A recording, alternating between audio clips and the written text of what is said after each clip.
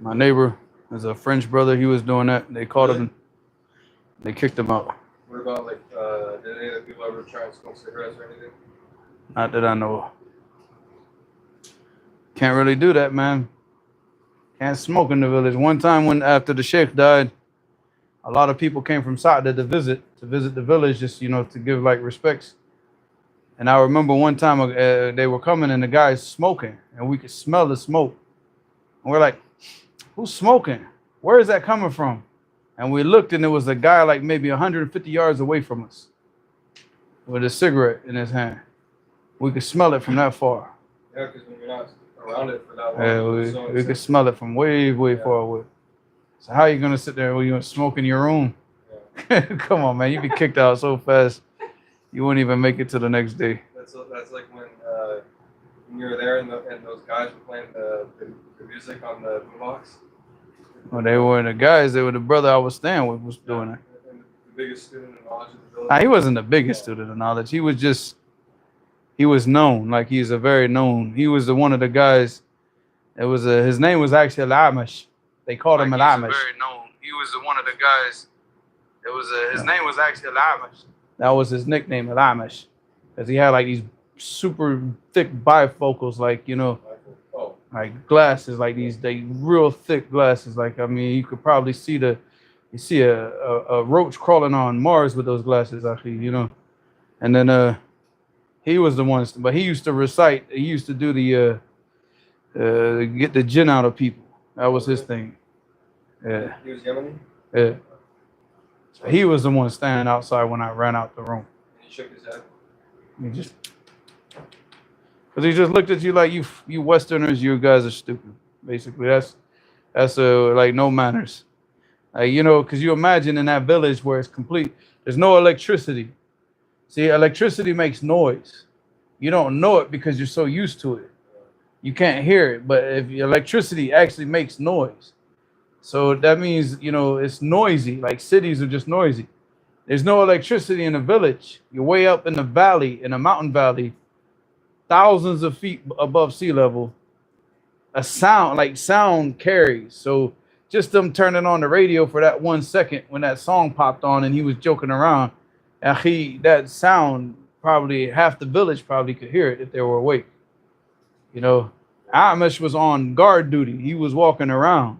So he heard the commotion and he was walking towards the room, and then the brother, Allah Yafu, I know, goes and turns on turned on what he turned on. And I ran out the house and I'm new in Damaj, and here like one of the big students is just, yeah, like, oh, I got my eye on you now. Don't get your eye on me. I'm the one that ran out the house. Put your eye on the people who's remained in the house, not me. Would you say that like a little girl should put on a hijab to install the concept of hijab? Of course. Covering up? Yep. Save the questions for later, man. We're already getting complaints from the chat. So somebody who needs to get off the line. Y'all just be talking up a storm. I think this is yours. Give me mine. Because you fold your pages over. I don't do that. Not in these books.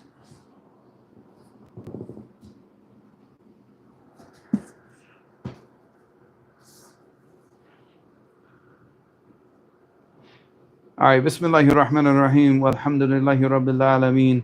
Wassalatu wassalamu ala Rasulillahi wa ala alihi wa sahbihi ajma'in wa ba'd. So we're on chapter 188. قال الإمام البخاري رحمه الله تعالى باب هجرة الرجل. Hijrah here, it means what?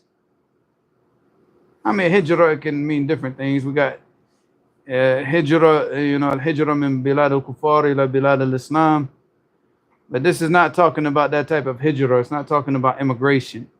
This is the hijrah. It means that you stop talking to somebody. You avoid somebody. You know, like a lot of times the people, they get angry with each other and then they stop talking to the person and they avoid the person. So this is the hijrah that it's talking about.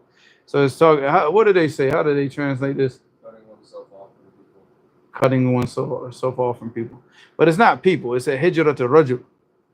So it's for a man. All right, so that's the. I'm just reading what the chapter says. It's not specifically a man, as we're gonna see in this hadith, inshallah. All right, so this hadith is this whole chapter is just one hadith. All right, so we're on number 397. Boycotting. Yeah, Hamid, that's right. You could say boycotting. That's the terminology people use nowadays to boycott somebody. You stop talking to them. All right, so حدثنا عبد الله بن صالح قال حدثني الليث قال حدثني عبد الرحمن بن خالد. What are you moving up for? He's got to read. You should be moving closer to him so y'all can read together. Come here. I'm trying to get To the fan. قال حدثني عبد الرحمن بن خالد عن ابن شهاب. Ibn Shihab is man.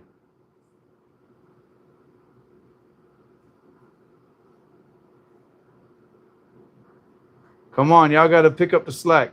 This was like the one question that Hamza answered all the time. Y'all gotta start picking up the slack now. Muhammad ibn Muslim man. Huh? No, man, Zuhri. Al-Marwazi is Abdullah ibn al-Mubarak. Ibn Shihab is a Zuhri. All right. He said, عن عوف بن الحارث ابن طفيل وهو ابن أخي عائشة لأمها أن عائشة رضي الله عنها حدثت أن عبد الله بن الزبير رضي الله عنهما قال في بيع أو عطاء أعطته عائشة والله لتنتهين عائشة على أحجرن عليها. All right, so basically what's going on is Abdullah ibn Zubair, he is the son, he's the son of the sister of Aisha. All right, so he is Aisha's nephew. All right, so Aisha is his khala. All right, so he said, so basically Abdullah ibn Zubair radiallahu anhuma qala fi bay'in aw ata. So he said he was talking about either a commercial transaction or something that Aisha gave. And it actually was, basically what it was Aisha radiallahu anha, every time that she got money in her hands, she would give it away in charity. She'd give it away. So no money no money stayed in her hands. So this was the issue that he was getting angry over, this issue that she wouldn't keep the money in her hands. She gives it away. All right, which is a good thing. It's not a bad thing. But the thing is that he wanted to make sure that she got everything that she needed. Like her needs as a human, you got food, but she would take the money and she would give it away in charity. This was the issue, even though it's not mentioned here, but it's mentioned throughout different narrations and different explanations of the ulama. So he said, "Qala fi bayna ata'na ata'tu Aisha." So he got angry and he said, "Wallahi la tantahiyanna Aishatu." So he said, "Wallahi," he said, "I swear by Allah that Aisha is gonna stop giving away the money. Aw la ahjuranna alayha.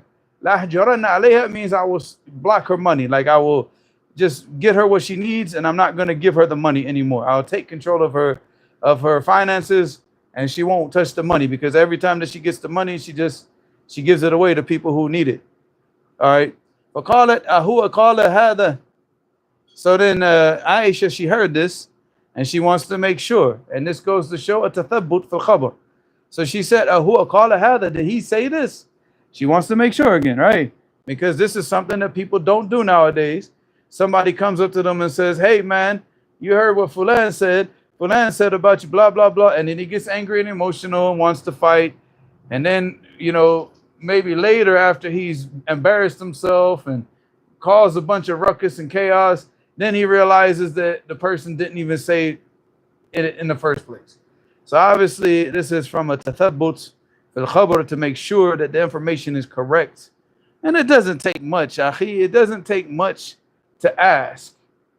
Like if somebody came up to me and said, "Man, I heard Ibrahim say about you, blah, blah, blah, blah, blah." What? I can't pick up a phone and say, "Hey, Ibrahim, this brother is here saying that you said this and this and this. Is that true?" How difficult is that? Huh? People can't do that. Well, like if the people just take this part of the hadith, huwa qala hadha, a tathabbut. Well, like, you know how many problems will be avoided. And also because if other people, these instigators and these like conniving little weasel type people that sit here and try to cause problems between people, if they know, if he comes to me and says something to me, if he knows I'm going to call you and I'm going to say, hey, I have this brother here with me right now, and he said you said this. Do you think this person, if he's lying, do you think he will ever come back to me and say anything again? No, and he'll be scared to do it. If we all did this, these people would lose their job. Instigators will not have a job if we just, what? Just check what he said. Call the brother up and ask him. And, you know, have good thoughts. Have good thoughts with the person and just say, okay, I don't think he said this, but let me check. All right, khalas. Most of the people that, you know, they want to believe this stuff. They want to believe it because why? Because they got like problems in their chest. They might have some issues with that brother. They want to believe that he's, come on, man. But regardless how you feel emotionally about a person, he's your brother, he's your brother. You should have good thoughts with him unless he's a person who doesn't deserve those good thoughts. So this is all right. So she said this. Qalu na'am. And they said, yes, he said this. Qalat Aisha fahuwa lillahi alayya nadhr. So she said, I swear by Allah this oath. Like she's swearing an oath by Allah. And la ukallima ibn Zubair kalimatan abadan. That I would never say another word to Ibn Zubair forever. That's it. For the rest of her life, she said, I take this oath that I will never speak to him ever again. All right. فاستشفع ابن زبير بالمهاجرين حين طالت هجرتها إياه. So once it became like prolonged, it became a prolonged period of time. She's not speaking to him. I mean, keep in mind, this is his aunt. He's her nephew. Now she's not even talking to him at all for a prolonged period of time. So he went to some of the muhajirin. فاستشفع. فاستشفع means that he sought to have mediation, where like they would go to her and they would speak to her on his behalf to try to mediate between them. قال فقالت والله. And then she said to them, Wallahi la ushaffi'u fihi ahadan abadan. No, but I will not allow any intercession or any mediation with him, with anybody ever. So she even rejected the intercession, like the mediation. She rejected it. وَلَا أُحَنِّثُ نَظَرِي الَّذِي نَظَرَتُ أَبَدًا. Hannith, it means I won't break my oath. I won't break my oath that I have sworn ever. She swore this oath and she said I will never break it. You know, فَلَمَّا طَالَ ذَلِكَ عَلَى ابن زُبَير. And then the time became prolonged from that period of time. So now double prolonged period of time, right? He said what? كلم المسور ابن مخرمة وعبد الرحمن ابن الأسود ابن يغوث وهما من بني زهرة. So he spoke to these two. فقال لهما أنشدكما بالله إلا أدخلتمونا. Oh my God, man, I'm like tongue twisted today, man. What? أدخلتماني. Subhanallah. Woo. I'm going to sleep after this class. على عائشة فإنها لا يحل لها أن تنظر قطيعتي فأقبل به. So he said, I'm asking you by Allah that you like enter me into, like, go with me and get me into Aisha's house. You know, basically this is what he said. فإنها لا يحل لها أن تنظر قطيعتي. For it's not permissible for her to take an oath of cutting off family ties with me. All right, because he's family. فأقبل ابن به المسور وعبد الرحمن أن مشتملين عليه بأرضيتهما. So he said that these two, they went with him and they covered him up with their rida. The rida is like the cloak, the thing that they wear over to cover their bodies. So they were covering them up with the cloak. Is that how they translated it? They took him along with their cloaks wrapped around him and asked. Yeah, like they covered him up, so she couldn't see him. Like if she looked out the window, she wouldn't be able to see him. What, man? And I don't do this often. When have you ever seen me drink a Fanta on a live? Never. Want me to bring you an orange Celsius? No, I want Fanta.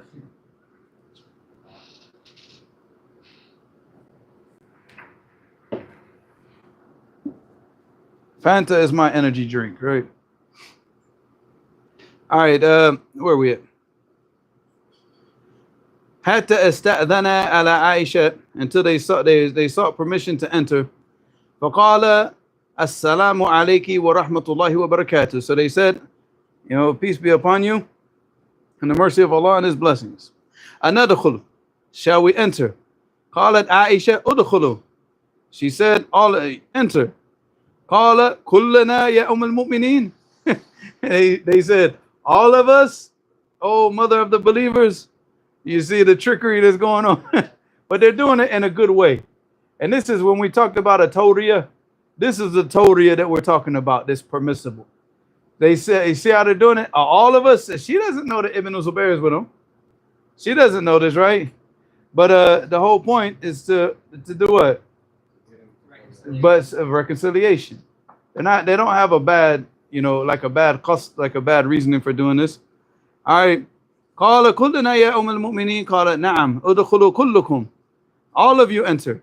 ولا تعلم عائشة أن معهما ابن زبير. And Aisha doesn't know that Ibn Zubayr is with them. فلما دخلوا دخل ابن زبير في الحجاب. Now she's behind a hijab. So when they entered, they didn't enter. Obviously, she's not just hanging out with them. They're not a mahram for her. But Ibn Zubayr is. Ibn Zubayr is her nephew. So as soon as they entered, Ibn Zubayr went behind the hijab and went straight to Aisha. Like he didn't wait. He went straight to her. All right. Which goes to show you again what? You see, that this is the way that the believing women were in the past. They weren't just hanging out with the dudes. You know, even though she was considered a person of knowledge and people had to come to her to ask her questions, they would ask her what? Behind the screen, behind that partition, behind that hijab. They wouldn't just go in there and just sit with her. So she was behind that hijab and Ibn Zubayr went behind it and to go speak with her. فلما دخلوا دخل ابن زبير في الحجاب واعتنق عائشة, and he went and he hugged her. He just grabbed her and hugged her. This shows the permissibility, obviously, of an aunt and a nephew and a niece and all this to what? To hug each other. Yes, it's permissible to hug your nephew or your niece or whatever. وطفق يناشدها يبكي. طفق, it means what? شرع. شرع means بدأ. شرع في شيء, it means to what? طفق, I mean, so he started يناشدها, he's like calling her, and he what ويبكي. All right. وطفق المسور وعبد الرحمن يناشدان عائشة إلا كلمته وقبلت منه. And then Miswar ibn Abdul Rahman, they're calling on Aisha, you know, speak to him, just talk to him. وقبلت منه ويقولان قد علمت أن النبي صلى الله عليه وسلم نهى ما قد علمت من الهجرة. And they're telling her, they're reminding her, they said, you know that the Prophet sallallahu alaihi wasallam has forbidden to boycott, to you know, to abandon or to leave off speaking to your brother, right? And obviously it's talking about, and he mentions the hadith right here. He said, وَأَنَّهُ لَا يُحِلُّ لِرَجُلِ أَنْ يَحْجُرَ أَخَاهُ فَوْقَ ثَلَاثَ لَيَالٍ. He said it's not permissible for a person to boycott his brother above more than 3 days. Now look at the wisdom of this religion. Huh? Layal. Layalin. Ish? Nights. What did I say? That's the same thing. All right. The main thing is it's 3 days, 3 nights, whatever. You know, it's the same thing. All right. So, but look at the wisdom of this beautiful religion of ours. And Allah subhanahu wa ta'ala, from His hikmah, His wisdom, and His knowledge of how stupid we can be, because He created us with these emotions that we have, that we're going to get angry with each other. And we need, like, sometimes you get really angry with a person and you need what? Yeah, you need that space, you know, and it gives you time to calm down. You got 3 days of not talking to that person, of avoiding that person, you know, not answering his calls, not doing anything. Like he might be calling you to try to like reconcile, but you're just like, no, I'm not answering the phone. But you got those 3 days, and 3 days is enough. calm you down, to get your head back, back to normal, your emotions kind of relax. You go home, you read the Quran, you pray, you do things to get you to, calm down. And then after 3 days, you meet the brother, you give him salams, and khalas. It's squashed, right? It's very simple. Sometimes you need that. But anything above those 3 days is what? It's not, it's haram. It's not permissible. Unless obviously you're doing it for the purpose of what? If the person is a person of bid'ah, the person is a person who openly sins, then you avoid this person. You avoid this person. Like you have a person, he's a Muslim, and he openly fornicates. He's always with women, or he drinks, or he smokes weed. Is it permissible to boycott this person? Yeah. You advise him first. You tell him, Ya akhi, this is haram. And you shouldn't be doing this. And you definitely shouldn't be doing this openly, where everybody can see. Ya akhi, you got Muslims, I've seen it myself. Muslims that are big in different communities, he's high, and he posts his picture on Facebook while he's high. Yeah, well, I don't want to be specific. But, the point is like, and look at this. This is open sin. It's like, dude, you're high. Or why would you post that so everybody can see it on Facebook? Or post it on anything in social media? But you see that. So this type of person, you advise them. You say, Akhi, this is not permissible. You're smoking weed, you're doing this, and you're posting this stuff openly. And if he refuses and he continues to do it, then what? You tell him, like, look, Akhi, if you continue this type of behavior, I'm not talking to you no more. I can't until you make tawbah. And you cut him off.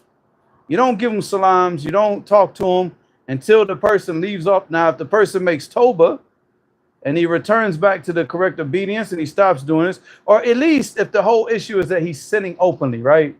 That he starts to cover up his sins and at least hide them, where he's not doing them openly, then khalas, you go back to, because if he stopped doing it, then that means he's kind of open to advice. He's kind of changed a little bit. Go back to him, continue to give him advice, and continue to talk to him. At this point, khalas, it's not permissible to continue to cut him off if you see that he's open to advice. Because the whole purpose of cutting somebody off is to get them to return back to what? Back to the truth. This 3 days stuff, the 3 days of cutting somebody off, is not, these are not deen issues. These are personal issues. So there's no way that one Muslim should not talk to another Muslim for more than 3 days over a personal issue. Even if, like, let's say that we're doing business and I found out that you cheated me in business, I'm not going to deal with you anymore. I'll give you salams, but I'm not going to deal with you anymore. As far as business, we're done. And if I see anybody else trying to do business with you, I'm going to let them know exactly what you did. Like this person, he's known for cheating people in business. Let the people know. But I'm not just going to cut you off and like not give you some. I'm not going to take a sin for something personal.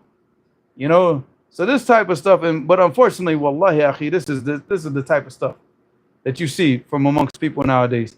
They'll cut you off for the most petty stuff, petty of issues. Nah, if we cut the person off, it's deen. It's deen. All right, so that's, it's not like, and there has to be a maslaha in the deen for us to cut a person off in the deen. It's to get the person to return to the truth, So Allah musta'an. I got and that's the reason why I posted that stuff on Telegram. Remember that? Because there were people that were, advising me that about the whole tasweer thing, the making the videos. And then some people decided that they don't want to talk to me no more. They want to boycott the class and boycott this because until I stop what? Until I stop recording videos. Then I stopped recording videos, and guess what?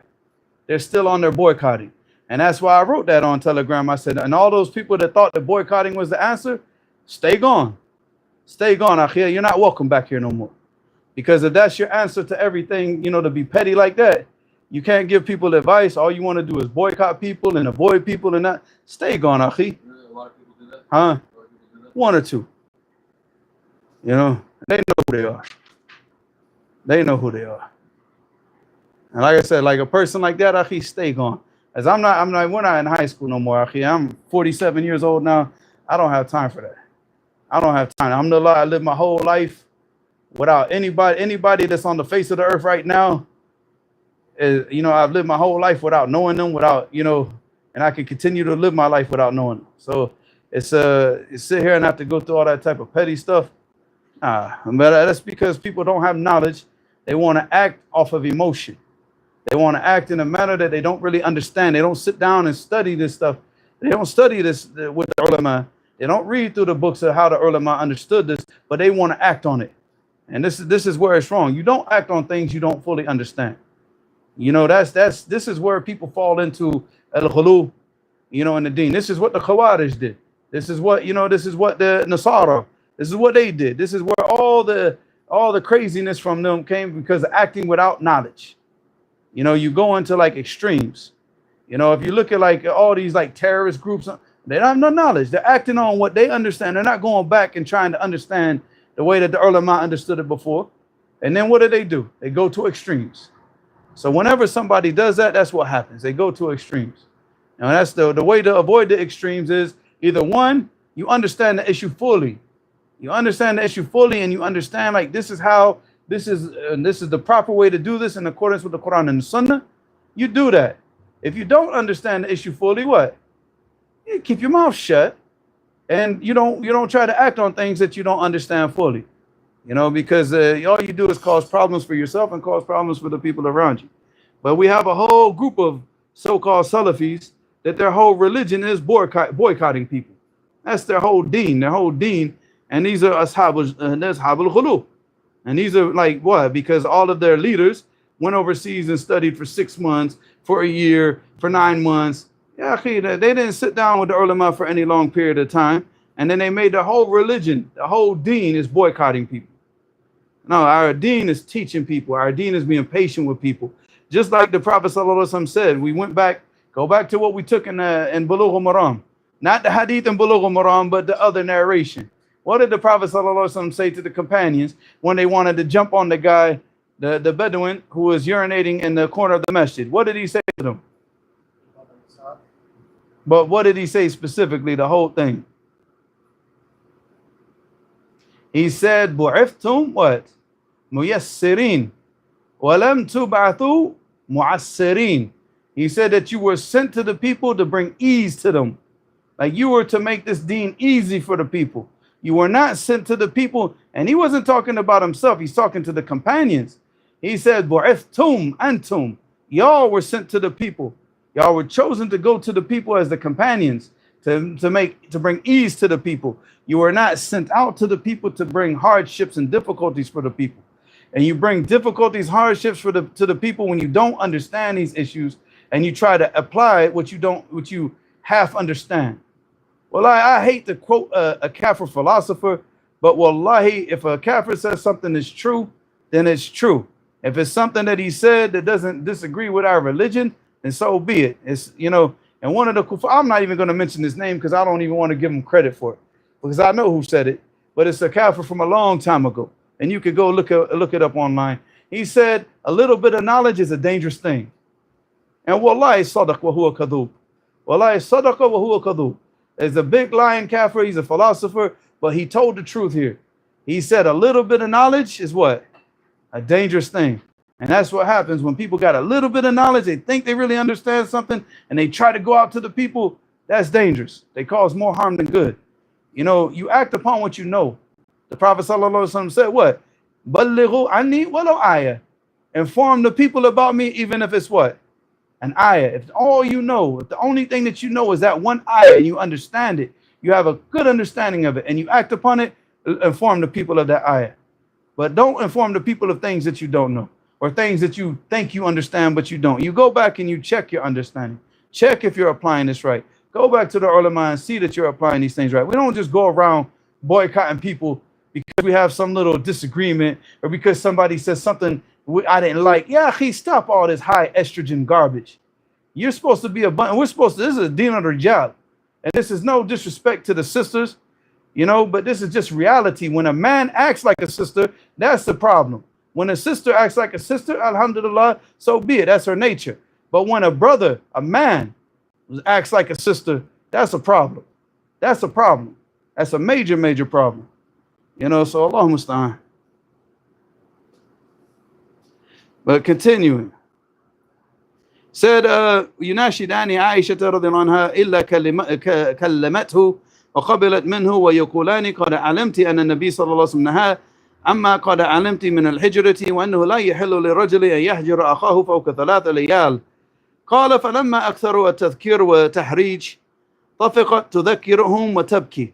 So he said, and when they continued to remind her, and you remind her and press her, like tahrij is like a tadyiq, like yudayiq alayha fil amr. You have to do this. You have to do this. It's not permissible. It's like they're reminding her. طفقت, so she began to تذكرهم وتبكي. تذكرهم بإيش? She was reminding them that she took an oath, and she doesn't want to break her oath. It's not an issue. She wants to speak to him, but she doesn't want to do what? She doesn't want to break the oath. That's the reason that she's not doing it. So she's reminding him, and she's crying. As she's doing this, she's crying, like just reminding them, like, I don't want to do this. I don't want to break the oath. وَتَقُولُ إِنِّي قَدْ نَظَرْتُ. She said, I took an oath. وَنَظَرُ شَدِيد. And she said, and the oath is very severe. فَلَمْ يَزَالُوا بِهَا. And they continue to to remind her. حَتَّى كَلَّمَتْ ibn Zubair. Now imagine this. Look at the patience. Look at the Sahabah and how much good that they wanted. And they're reminding her.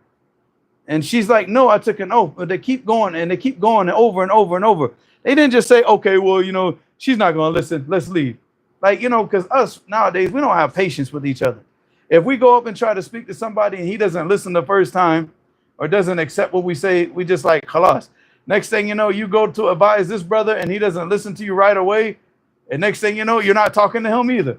And you're trying to solve a problem between him and another brother, but now you're not talking to him either because we have no patience. But you look how this was. They were like, basically, they were dead set. Like, we're not leaving this house until we bring about complete reconciliation. They were probably prepared to sit there for the entire day and a half, for the night, whatever. However long it took, they were prepared to do it. And they were going to be patient. So then after that, he said, فَلَمْ يَزَالُوا بِهَا حَتَّى كَلَّمَتْ ibn Zubair. And they continued to remind her until finally she spoke to Ibn Zubair. ثُمَّ أَعْتَقَتْ فِي نَظْرِهَا 40 رَقَبَةً. And then she freed 40 slaves as an expiation for her breaking of the oath. How many slaves do you have to free for a broken oath? Just so you understand this issue. If you break an oath, how many slaves do you have to free? 1. She freed 40. That's how serious she took her oath. How serious it was for her to break that oath, that she freed 40, not 1. All she had to do was free 1. But she said, no, this is too severe. And she freed 40 in place of that broken oath.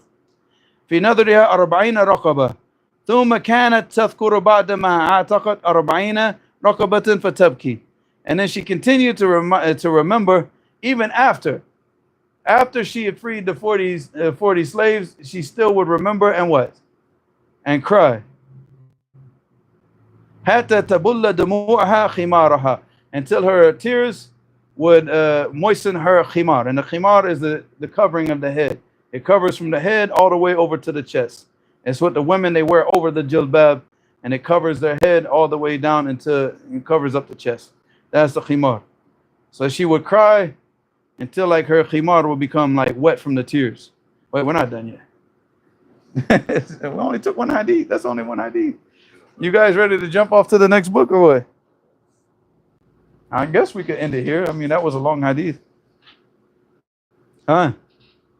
We'll take some questions, inshallah. Go ahead. We'll stop here, inshallah. Huh?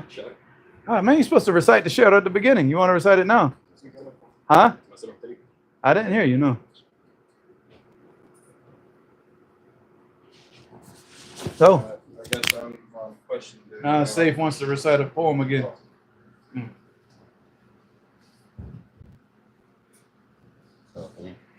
Huh? Oh my God, man. Stop writing long poems, man.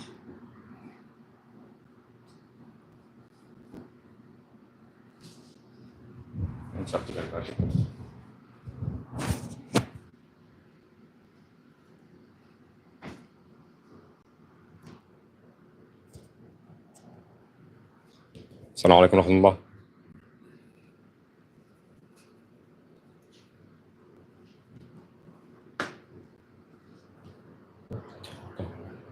تحياتي لطلاب العلم الكرام وأحفادها. ندرس العلم ونتعلم من رجالها، نقرأ أسانيد الصحابة ونقرأ في صحتها. احفظوا يا طلاب الكرام في علمائها. ما يضركم كلام السفهاء عن السلف. الطعان نطعنه بالفم، الصدوق بلا كتمانها. هاجروا يا إخوان مثل سلمان ترك بلاد الكفر وطغاتها.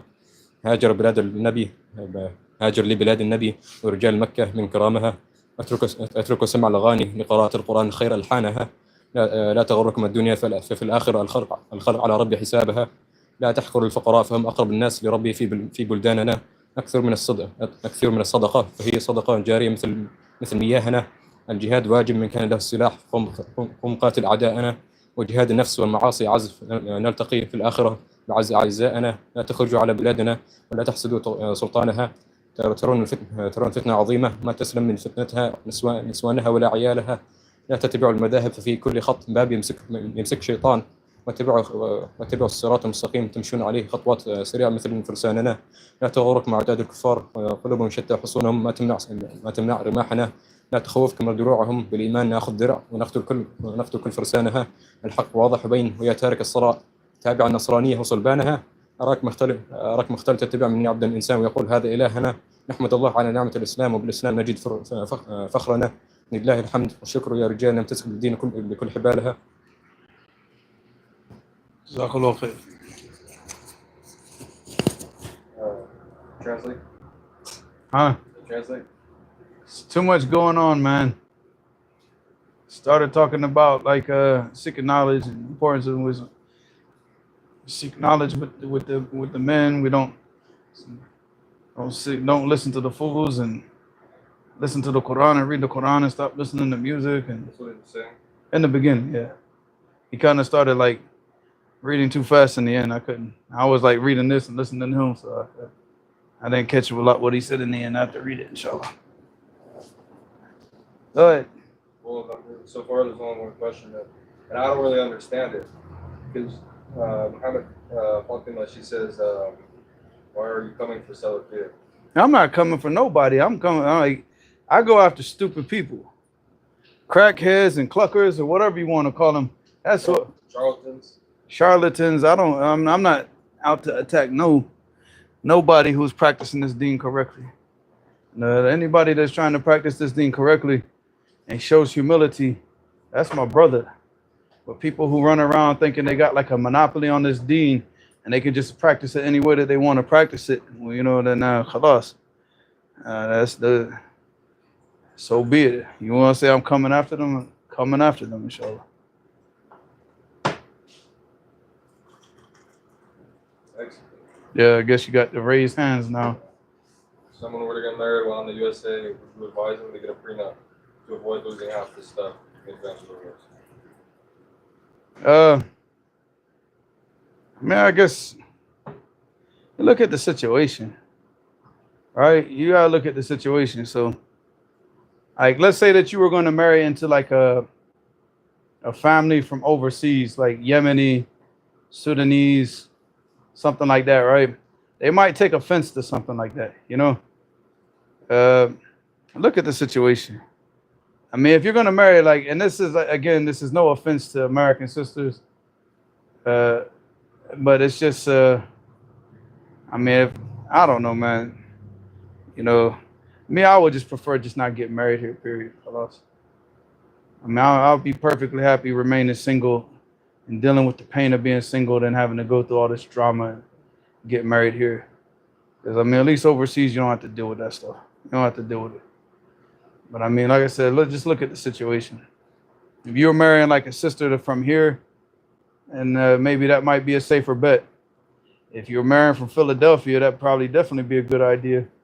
Very, very good idea. You might want to get a prenup and a restraining order at the same time along this time. But yeah, do what you feel is best. But I mean, if it's going to be like disrespectful to the family, she comes from a good Muslim family, I wouldn't do that. If you're going to do that, then it's better that you just don't marry the girl. Because, I mean, you could disrespect the family, and that's not good. That's not good at all. Destroys your relationship with them. And your relationship with the girl's family is a very important relationship. So. I don't know. You're gonna have to read the next one. There's something in Arabic. I don't see any Arabic. Where is Arabic? Just a part of it, but it's all split up and there's no. Okay, so I don't know what it's. I don't see anything in Arabic. What are you seeing? Well, stuff is in English. Yeah, but there's a small portion. So I don't know what it's saying. Was the action of the mushrikeen of seeking refuge with the jinn in places they went to shirk? Which one of Hayy, Qadir, or Hadir conditions did this invalidate if they knew jinn were there? The shirk is doing isti'adha with the jinn and getting them to do favors, you know. But as far as like the jinn who are able to do that, but I mean, again, this is not something that people should go into doing. And jinn have maybe the ability to do certain things if you're talking about something that's within their capabilities. But I mean, why would you call on the jinn to do something for you? I mean, you're asking for danger. You're asking for problems. So, I mean, all of that should be avoided regardless of the situation. Even if you're like in direct contact with the jinni's talking to you, and the jinni says, look, you know, I can do this for you. Why would you do that? That doesn't even make any sense. I mean, you're causing problems for yourself. And, you know, and what you're doing can lead to something that's way more dangerous. It's very dangerous. Because number one, no disrespect to the Muslims amongst the jinn, if there are any Muslim jinn in this gathering, but jinn are known for being liars. They're known for being liars, so you can't believe what they say. So this type of thing should be avoided regardless. But what the mushrikun used to do is they used to go into a wadi and they used to call out to the head jinn, and they would slaughter for this jinn, and they would like call on this jinn for protection. And this type of stuff, this is where the shirk came into play. So anything that would lead to that, it needs to be avoided. You know, because again, we're about not just like cutting off the shirk, but cutting off all the wasa'il that are going to the shirk. And Allah knows best. What's that? Now today. I didn't finish it. I'll read it later, inshallah. What's the next question? Should you learn people's dialects? What's that? Should you learn people's dialects? Like a lot of people? Read the whole question, man. You're like the lazy questioner person, man. He's like, I'm just going to give you a talkhis of the question. You know, like, just like here's a summary. Conversation. Oh, go ahead. Saying that people are, when he speaks to Arab brothers, they speak with him for a day and then they switch to dialect. Should he learn their dialect or not really? I mean, you learn the dialect of the people of the country that you're living in so you can understand them, because obviously that's the language that they speak. I wouldn't speak to them in that dialect, but the problem is that when you live amongst people long enough, you're going to start using the words that they use. It's just natural because you hear it a lot and you just start repeating what you hear. It's just normal. So, I mean, when we're in Yemen, we used to say certain words that all the Yemenis say. When we went to Saudi, we started speaking the way the Saudis speak. And I'm pretty sure that if we lived in Egypt, we start like the Egyptian dialect would start to. Nah, I know, I hate it too. But the point is, it will start to slip into your speech. It'll start to slip in. You know, you be starting to say Boradu this and Boradu, you know, and you hear Yemenis even say that because they watch so many Egyptian films that they start to like that Egyptian dialect start to slip into their and eyes together, you know. But the thing is that they understand Fusha. They understand what you're saying to them. So you speak proper Arabic to them. And they speak however. Right. When you live amongst the people, you start to pick up the dialect anyways. You'll pick it up. You'll understand it, you know, so.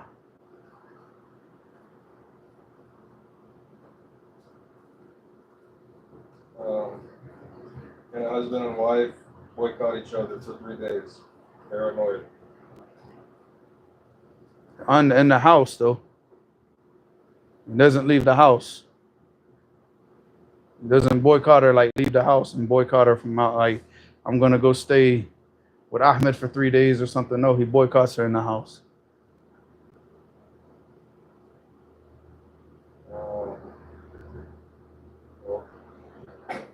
Well, while studying Mawaqid al-Islam, one of the brothers who studied in Yemen, he mentioned ulama differ regarding specific situations.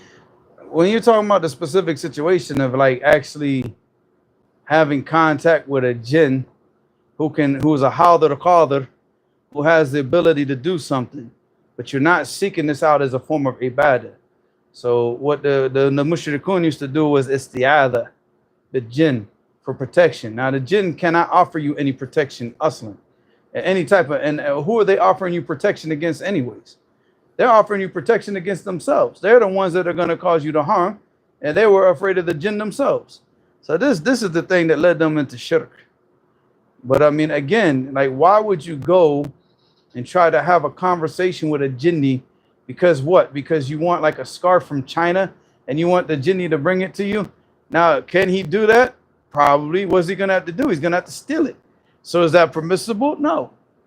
Is the jinni going to go in the appearance of a human being to the market in China and buy the scarf for you with money that you gave him and bring it back to you? Or is he going to go and just snatch it and bring it back to you? Like, so, I mean, again, why would all that type of stuff should be avoided? Any association with them other than giving them dawah. The Prophet ﷺ went and gave them dawah, called them to Islam. Other than that, you don't see like conversations between them.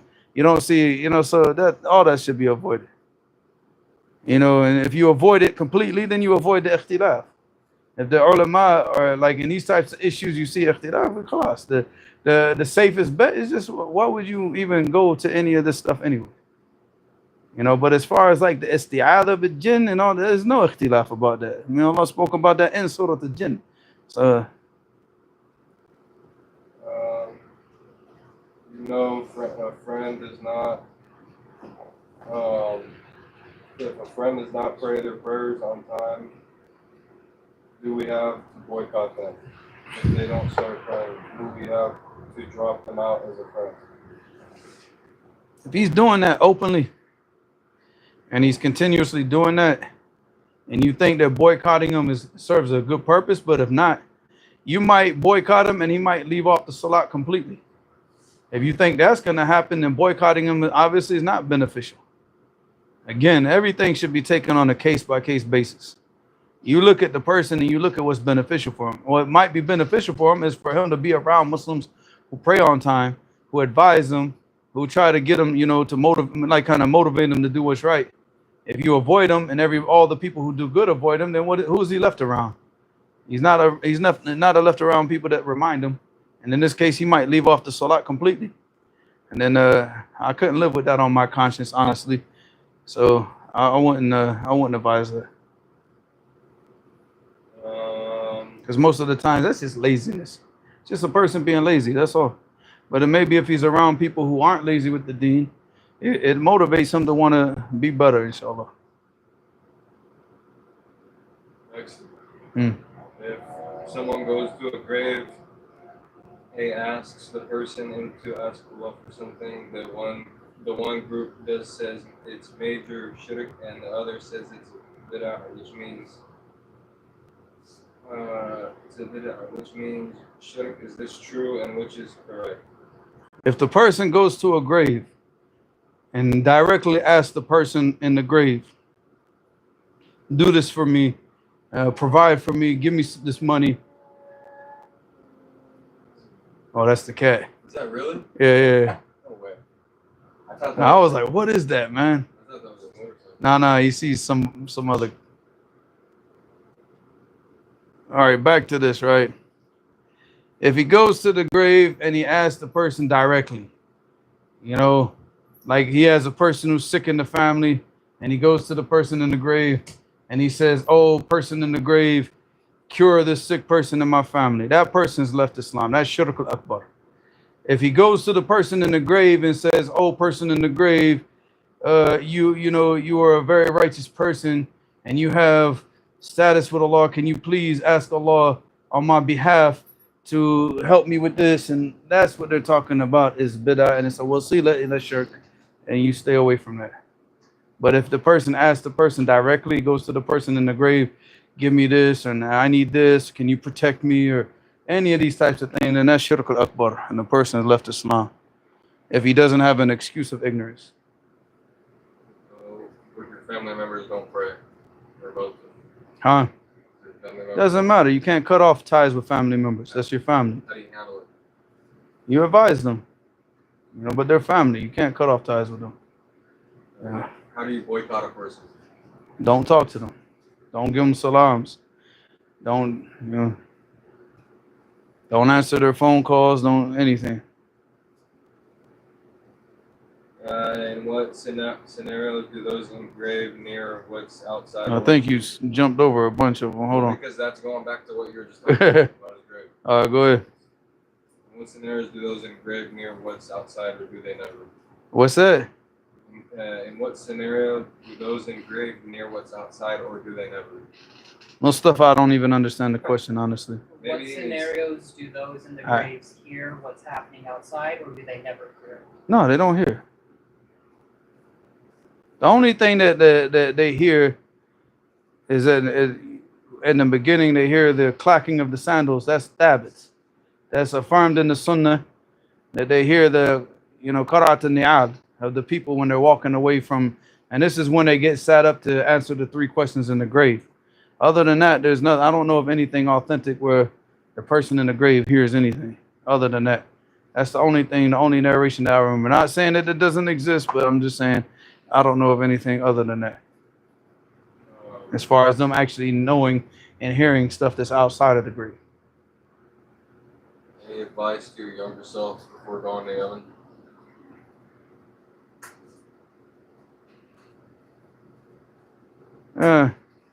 Advice to my younger self?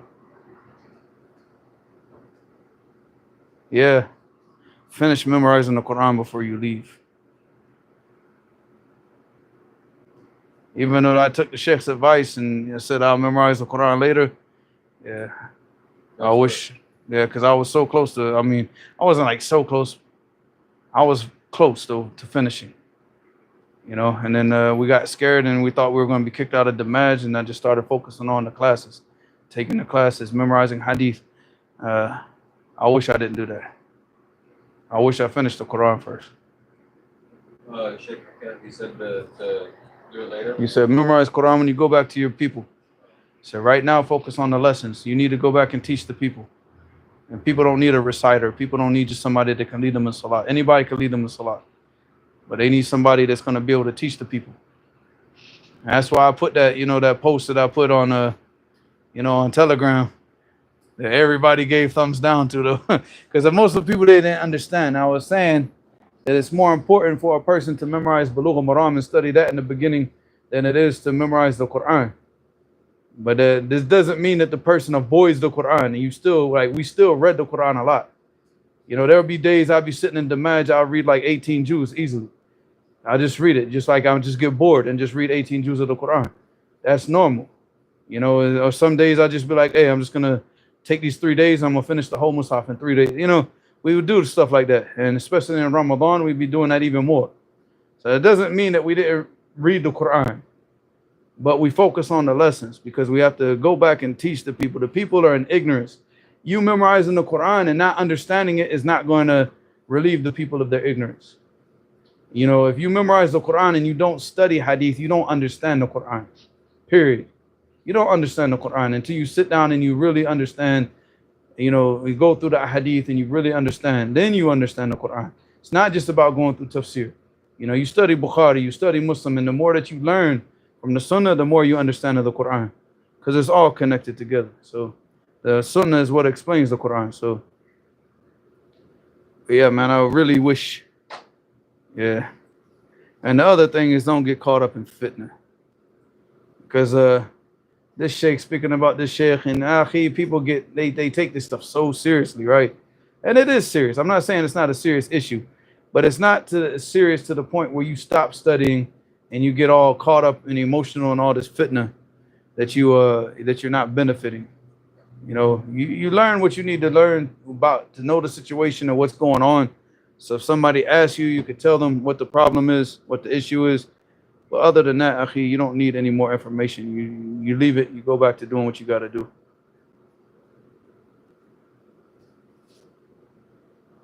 If I know someone who often skips with no reason, I tell him that I won't hang out with him until he attends. Otherwise, I stay as a means of motivating him. Is this a good method?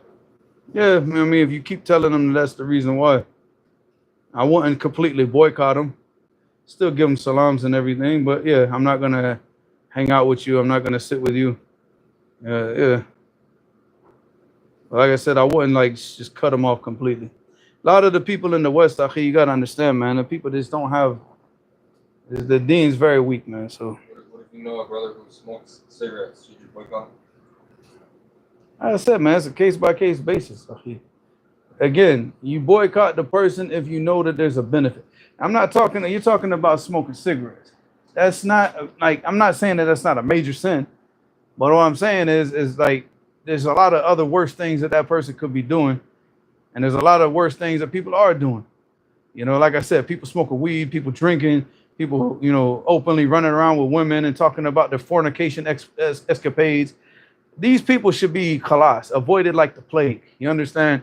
Like, you know, every time that you see him, you should be like plague. You know, I don't want to say that virus's name because I don't want to get the video taken down. But you know, you should say that disease or AIDS. Yeah, that dude's AIDS. You know, I'm avoiding that. You know, whatever. But when people are smoking, people listening to music, I wouldn't hang out with the person, but I wouldn't cut the person off completely. Because that person needs to hear the advice, even if it's once in a while. But if you cut the person off completely, and he cuts the person off completely, who's going to advise the person? You just leaving him over to, just handing him over to shaitan and the shayateen and saying, hey, y'all deal with him. In that case, nah. But if you see a person who's stubborn, person calling the bid'ah, person calling the, you know, shirk, person calling the all type of craziness, you know, then that's a whole different issue. That person gets cut off, period. But these people that fall into the sins, akhi, show me how many Americans that you're going to meet that don't fall into major sins almost on a weekly, daily basis. Yeah, akhi, if we abandon everybody, man, and we're going to abandon most of the ummah in America. And these brothers, they need advice. They need somebody to give them advice. I wouldn't cut them off completely. But like, you know, like you said, I'm not gonna hang out with you. we're not gonna be buddy until you start acting right. Because I don't want to be around you if you're smelling like smoke. I don't want to be around you if you got music playing or if you're hanging out with a bunch of crackheads. I don't, you know, so, you know. What if he doesn't like he keeps it private, but you found out because and you're like, you just seen him at his house one time. So leave it. Keep it private. If he's trying to cover up the sin, cover it up for him. But advise him. Keep advising him. So should you boycott him and stop hanging out? No. Why? If he's hiding the sin, that shows what? He's ashamed of it, right? So that's a good quality of a Muslim to have shame, to feel shame for our sin. That's good. Advise him. Keep working with the person. Again, if you boycott him, who's going to advise him? So the boycotting thing should not be our go-to plan for dealing with every single situation. Because that's a weak way out. It's a very weak way out. It's easy for me to not like something about you and just not talk to you. That's easy, right? What's the hard way? The hard way is to go against my nature, which is to just avoid confrontation or avoid this, and to confront you about this issue, to advise you about this issue, and then to keep doing it over and over and over again until I can't take it no more, or you give up that action. That's harder. Everybody wants to take the easy way out. I don't like him. I don't like what he's doing. I'm gonna boycott him. Yeah, come on, man. Is this how the deen is? Is it how you want people to act? Do you want people to do that to you every time that if I made a mistake and somebody boycotted me for every mistake that I made, nobody, my own children wouldn't even talk to me. You understand? Who's gonna talk to me if I get boycotted for every mistake that I make? So Where is the brotherhood? Where is the brotherhood? Where is this akhuwat ad-diniyah? This is not the go-to. Like, see, that's what I'm saying. You got these group of individuals. They made boycotting people. What? It's their deen, because they're cowards. Akhi, that's a coward's way out. It takes a man to stand up and advise people and to teach people to be patient with people. The Prophet ﷺ didn't boycott everybody just because they made a mistake. What about the man that used to drink alcohol and he used to make the Prophet ﷺ laugh? What about him? And then they cursed him and he said, Allah ta'alamu annahu yuhibbullah wa rasuluh. And he bare witness that he loves Allah and his messenger. And the guy used to drink alcohol. And he used to get caught drinking alcohol and they kept having to bring him in to be punished. Until one of the Sahabah cursed him. And he told him, no, don't do that. So where is it that we just gonna boycott people? Just, like this is our go-to, method of dealing with people. Yahi, that's from those crackheads. That's from the people that just cause dissension amongst the Muslims because they're too scared to stand up and try to advise the people and be patient with the people. Nah, if I can't be patient with you, then I just keep my mouth shut for now until I can deal with the situation correctly. But I'm not going to cut the person off because you're still advising them, you're still talking to him, he's still around people that that want good for him. He needs people. Like people right now, Muslims need people that need to be around people that actually want good for them. These kuffar don't want good for you. The kuffar, all they want to do is they want to hang out with you. So and for the time that you're doing what they're doing, if they smoke weed, all they want to do is they want to waste their lives with you smoking weed with you. That's it. As soon as you start practicing your deen, you're not going to get phone calls from them no more. You understand? They don't care about you. All they care about you is in that situation, in that scenario. But the Muslims are supposed to have love for one another. And we're supposed to care for one another. And we're supposed to want good for each other. So where is he going to find that amongst the kuffar? Or even amongst the Muslims that just don't practice the deen correctly? So this should never ever be our go-to. Let's just cut the person off. Let's boycott them. Nah, akhi, that should be our final reproach. Final, and like I said, unless we're dealing with somebody who calls to bid'ah. And again, somebody who calls to it, not somebody who practices it. Because if we cut off the people who practice bid'ah, then what? We're going to cut off like 90%, more than 90% of the Muslims in America. Who's going to teach them if we cut them all off? Who's going to tell them the truth? Who's going to give them advice? Who are they going to listen to if we cut them all off? They're going to listen to people of bid'ah. So we cut off the heads. We don't cut off the followers. We still give them advice. We still give them the rights as a Muslim as long as their bid'ah doesn't take them out of Islam. And we advise them and teach them.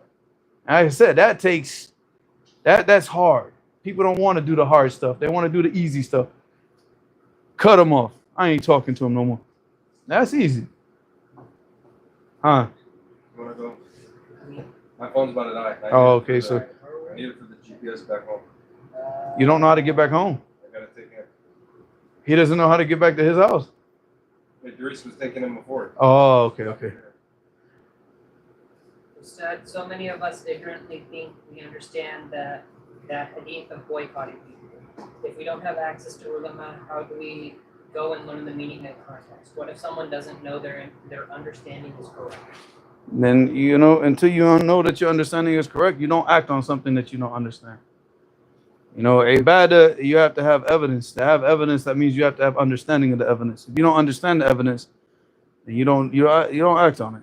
You don't act on it until you have understanding. What about after for the 5 daily? So we pray this for not for the 5, but for the ones that have a sunnah. Can you pray the sunnah in the same spot? Man, we already talked about this, man. No, but did you find anything about outside of? No, I didn't even search it. I'll search again, inshallah. Yeah, remind me. Assalamu alaikum. Wa alaikum assalam wa rahmatullahi wa barakatuh. Because he just basically dealt with all the issues that people need to understand in the beginning. As a beginner, like a person who's just trying to practice his deen, he's not like Bulugh al-Maram is not going to make a person like an imam in this deen, but it will definitely set him on the path. It will get him started.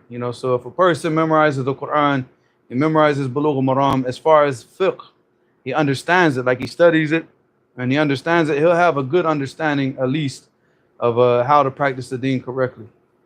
You know, I mean, obviously, like I said, Bulugh al-Maram is not the end-all, be-all type of book. It's still a lot you got to learn, but it's a good start. So it's probably the best start that a person could get.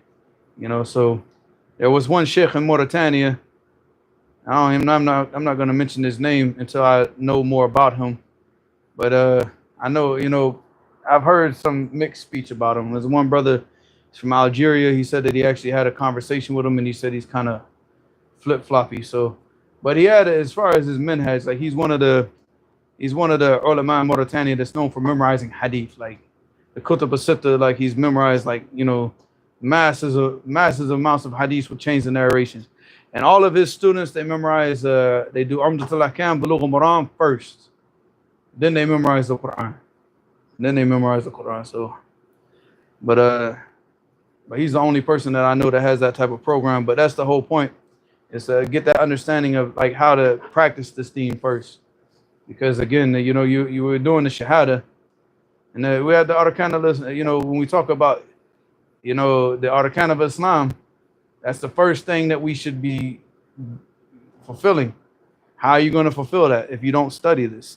Bulugh al-Maram, even if you don't, like as I mentioned in the Telegram post, let's say that you don't memorize all of Bulugh al-Maram, but you memorize from Kitab al-Tahara up until the end of Kitab al-Hajj. All right, so you can fulfill your obligations of the Arkan al-Islam. Khalas. I mean, that's the most important thing. So you memorize up until the end of Kitab al-Hajj, and then you go and you finish the Quran. You memorize the entire Quran. You know, but you still need to study Tawheed. You have to study Tawheed. So I mean, that's the first rukn of Islam. Aslan is Tawheed. So that needs to be studied first. Why only to Kitab al-Hajj? Huh? Why only to Kitab al-Hajj? Because those are the 5 pillars of Islam. Oh, those are the first 5 chapters of Yeah. Bulugh al-Maram? Kitab al-Tahara, Kitab al-Salat, Kitab al-Janaz, Kitab al-Zakat, Kitab al-Siyam, Kitab al-Hajj. Yeah. You knock out that, you know, khalas. I mean, obviously, like Kitab al-Janaz is not a part of the 5 pillars, but it's a part of your wajibat. Because, you know, you have to fulfill your obligations, the rights that a Muslim has over you, and that's praying over them. So you need to know how to do that correctly. These are things that you do as ibadah. And that's why when the ulama, they broke up the books of fiqh, they broke them up into 2 categories, you know, al-ibadat wal-mu'amalat. So the ibadat, it stops at like Kitab al-Hajj. All of the book is ibadah. Everything that we do in this deen is ibadah.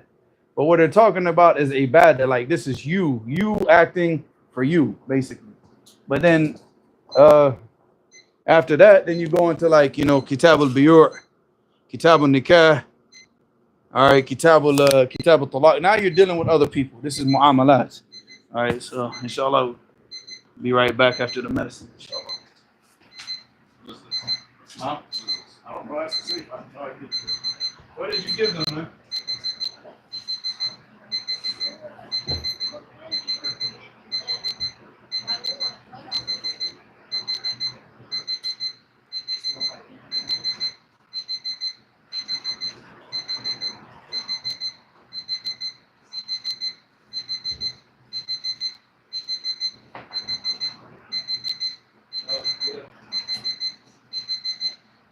I don't want to be in that swivel chair, man.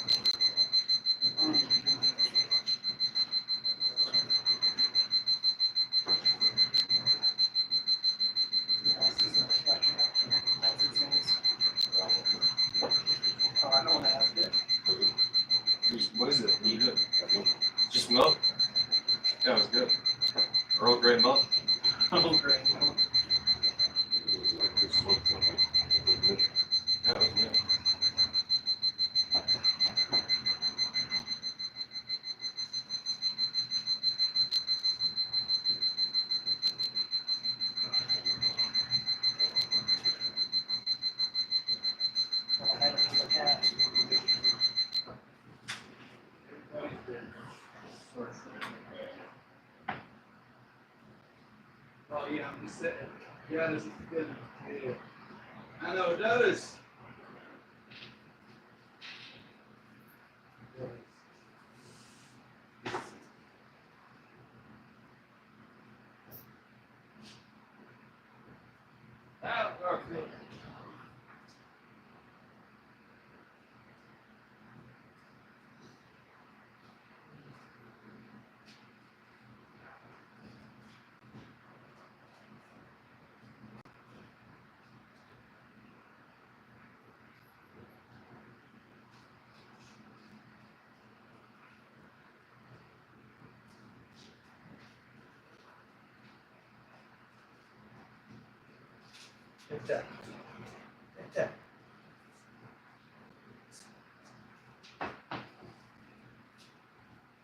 I don't know to come down, brother.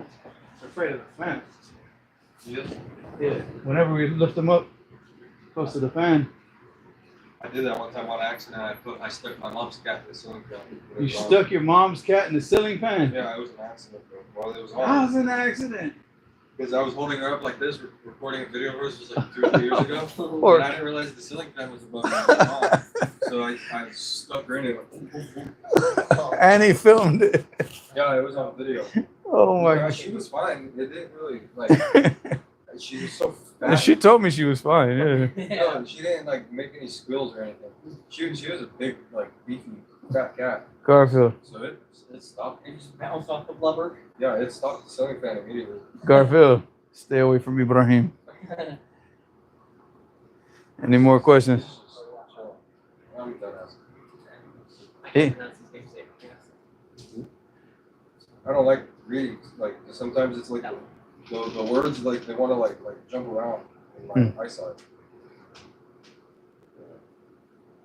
Something cool. I have contacts of these Yemeni Shaykh, but I don't know who they are. Please tell me if they are reliable. Fadil al-Sabi, Muhammad al-Zuwayfi, Ali al-Qallisi, Anis al-Nafi'i, Abdullah al-Nahwi. I don't know any of them, so I'll ask, inshallah. I'll ask who they are. Huh? Hey.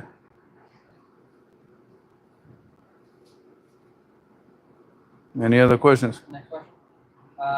Was that how should women nowadays teach men or learn from men in person? There's not me. What situation would women need to teach men for, anyways? You know, I mean, we live in a days of ignorance, and if the men don't have the knowledge to teach another man, then we're in trouble. So, I mean, I don't know of any situation where I've had to go to a woman for knowledge for whatever reason. You know, I mean, like, that's just me personally. I don't know of any situation where I'm like, oh my God, I really have to ask like the sister of the sheikh this question. I don't know of any situation like that. So What about learning from men in person? no, behind a hijab. I mean, if the only person that has the ability to teach is a man, then the women, they study behind the partition. And I don't sit there with the man, and no, and they should keep the voice. If they have to ask a question, they make sure that, you know. I mean, obviously you could write questions on a piece of paper or set it up where, like, just like this, where the questions go through like electronically, you know, where the women don't have to speak. Because I mean, too much fitna gets caused in those types of situations. And I'm a man, akhi. I don't want a bunch of females, like, you know what I'm saying? Like, Trying to give a class. yeah, I don't want that, man. I don't want that attention. It's dangerous. It's dangerous attention. It gets too many. Well, if you look at so many people's downfalls, look in the recent, like, you don't even have to go into the past. Look at these clowns and like these dawah clowns over there in Britain, and look at what's happening with them because of females. Because of two females, two secret marriages, and look at that. Look at their whole, you know, everything about them is just downfall. Because of what? Because of their weakness with women. If I know that I'm weak with women, and I grew up, you know, in America, we love women. So if I know that about myself, then what? I'm going to do everything to avoid putting myself in a situation where I know This is my weakness, right? That's it. I mean, that's what smart people do. They avoid these situations. I don't want to be around you. Keep your daughters at home. Don't have them asking me questions. I don't want daughters around me. I don't want your sisters around me. I don't want none of this stuff. You know, and that's the whole thing. If they are, put them behind a partition and let them ask questions in a way where they're not speaking out, you know, using their voices, or, you know, give the questions to the woman that has the most manliest voice and let her answer, ask the questions. If the questions need to be asked out loud, don't go give the questions to the girl with the softest voice, you know, so she goes and has her voice heard, and you got, you know, a whole bunch of brothers who got sicknesses in their hearts, like sitting there trying to imagine what she looks like right now just based on the voice. So, I mean, all this type of stuff should be avoided. You know, fitness should be avoided at all costs. Causes too many problems. Well, it causes too many problems. Next question. Is memorizing the chains of narration something that should be done nowadays?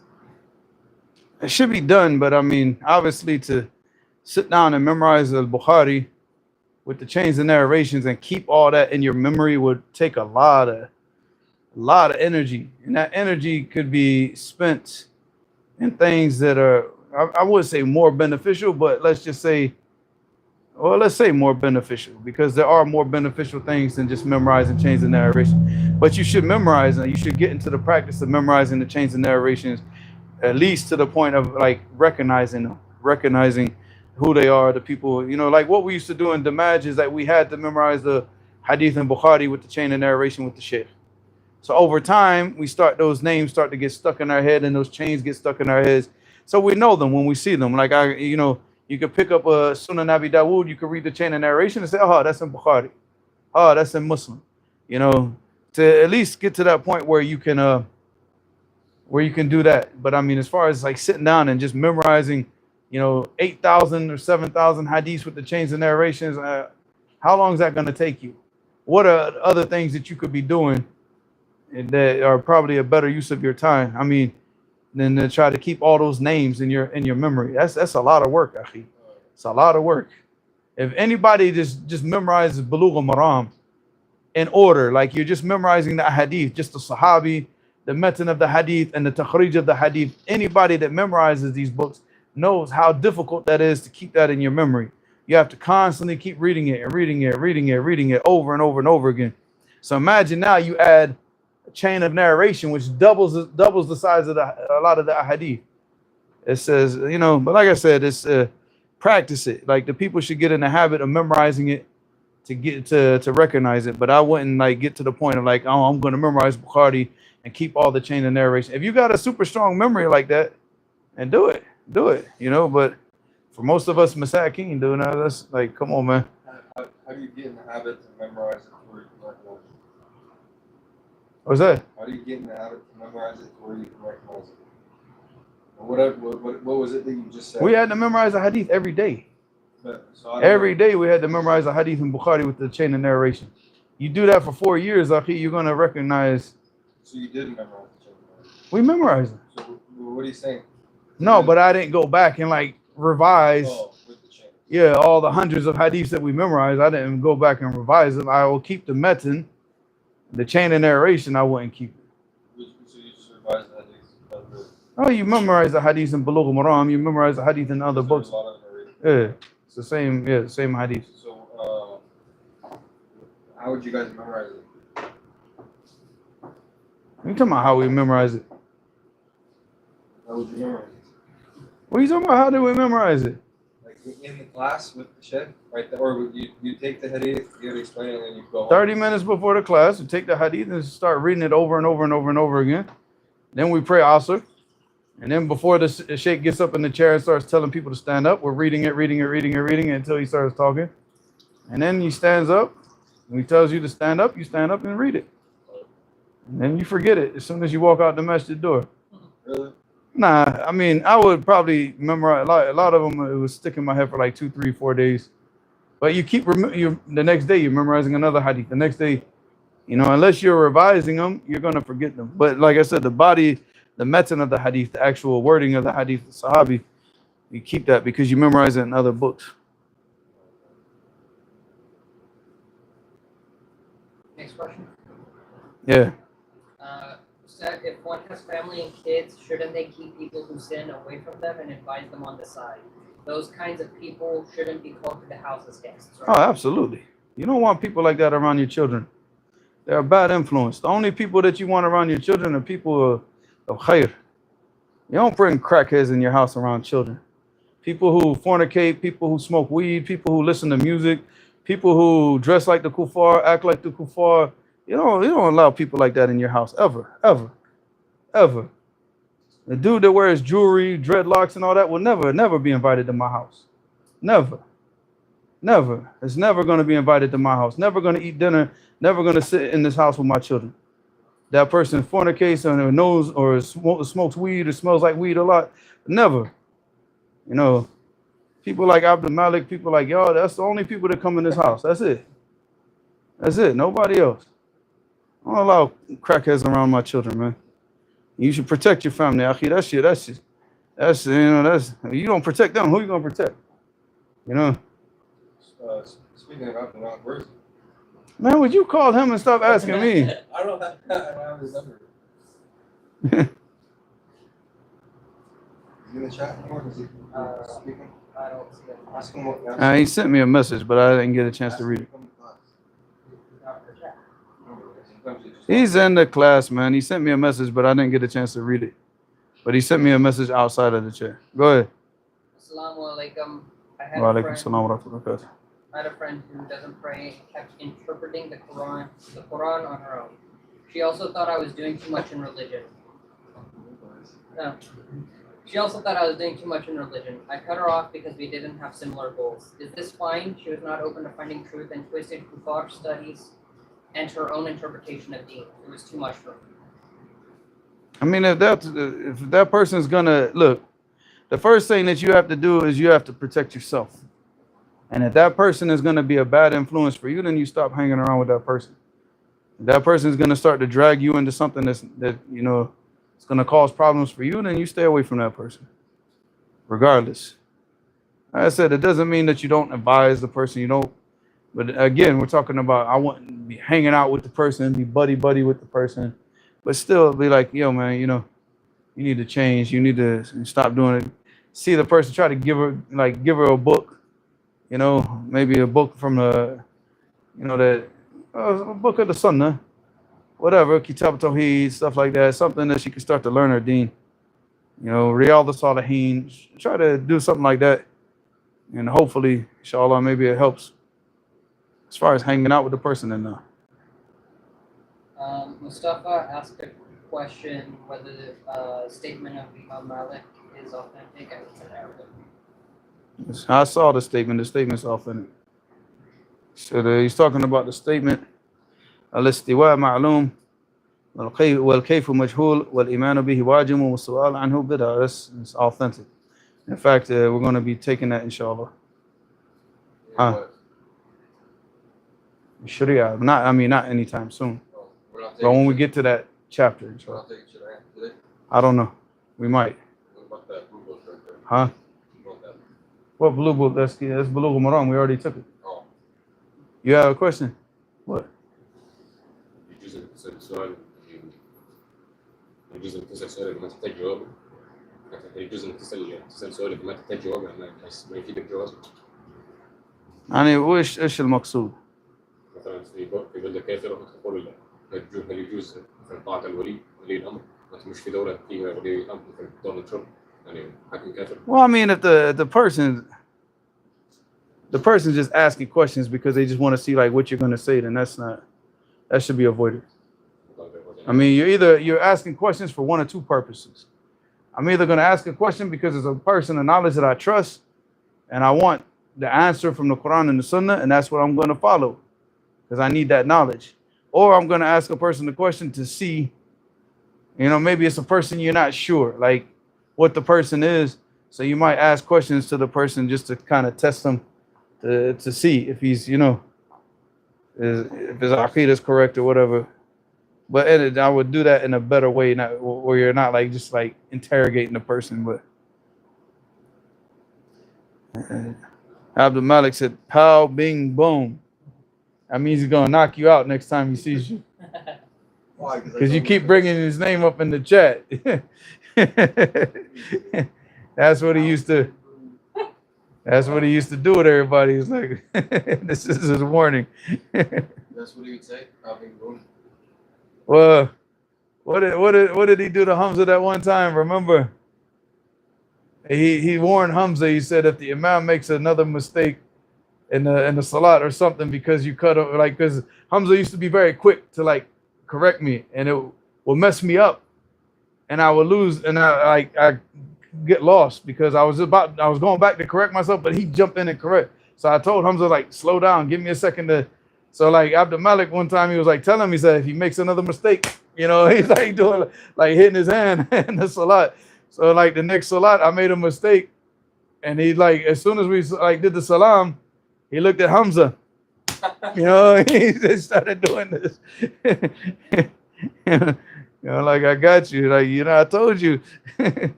Subhanallah. Good times. Are we allowed to take pre-orders for a business? You're not allowed to sell something that you don't possess. So taking pre-orders of something, that means that you're taking money from people for something that you don't possess. You can't sell them. You can't take orders. You can't take money from somebody that you don't possess the actual item at the time. It's not permissible. So, and this is all, we're going to take all this stuff in Bulugh al-Maram. So, what if you did that? Like somebody did that in the past and they didn't know, and they found out. Do they get rid of it? No, you didn't know. You didn't know. Khalas. Even with the riba, whatever the person's earned from riba, if he didn't know the ruling, and then he learns the ruling, then he keeps whatever he has from the past, but that's it. He can't take anything else. Because it'd be too difficult to go back and like say, oh, how much money did I make? It's a difficulty to try to like comb through all the money to try to find the money that you made off in this way that wasn't permissible, and you didn't know, so you were excused.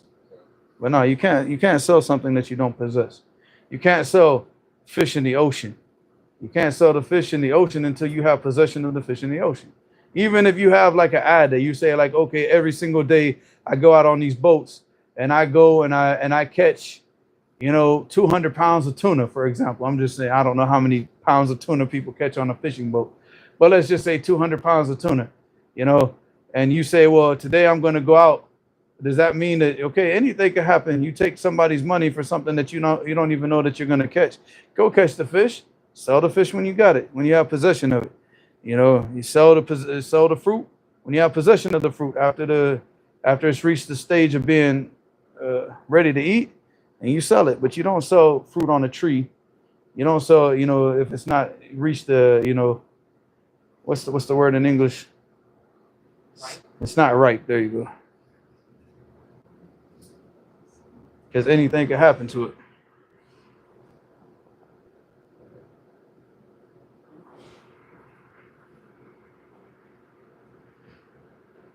Am I missing something in these questions here?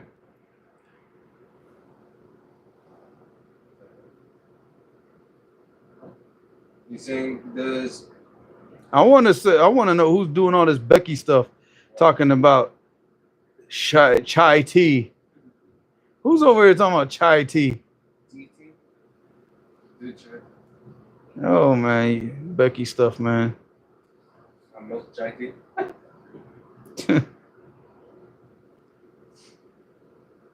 Does canism attach a term at the end when describing a feminine? No, he said it's. Feminine off. What do you mean ism al-father? You mean ism tafdil? You're talking about ism tafdil, and no, it doesn't take a time marbuta. Doesn't take a time marbuta, no. I think that's what you're talking about, ism tafdil.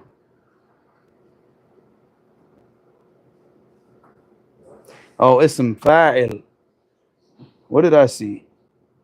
Oh, it says fa'il. I'm sitting here thinking it said father. Ism fa'il. All right, let me read it again. This ism fa'il Attach the ta marbuta at the end when describing a feminine noun, or just leave it. Yeah. A Muslima. Muslima is a ism fa'il. What's it? Ism fa'il. You guys haven't reached that level with Sheikh Abdul Hakim, man. I don't think so. No. We're just doing like the habit. Hey, you'll get to it. Ism fa'il, if you say like, huh? Now tell me please, how am I in a live stream and step on a thorn? You know why? Those ants. No, because of him. No, not you, the guy underneath you. Where is that cat at? Oh, I thought he was behind you. Oh, he's over there.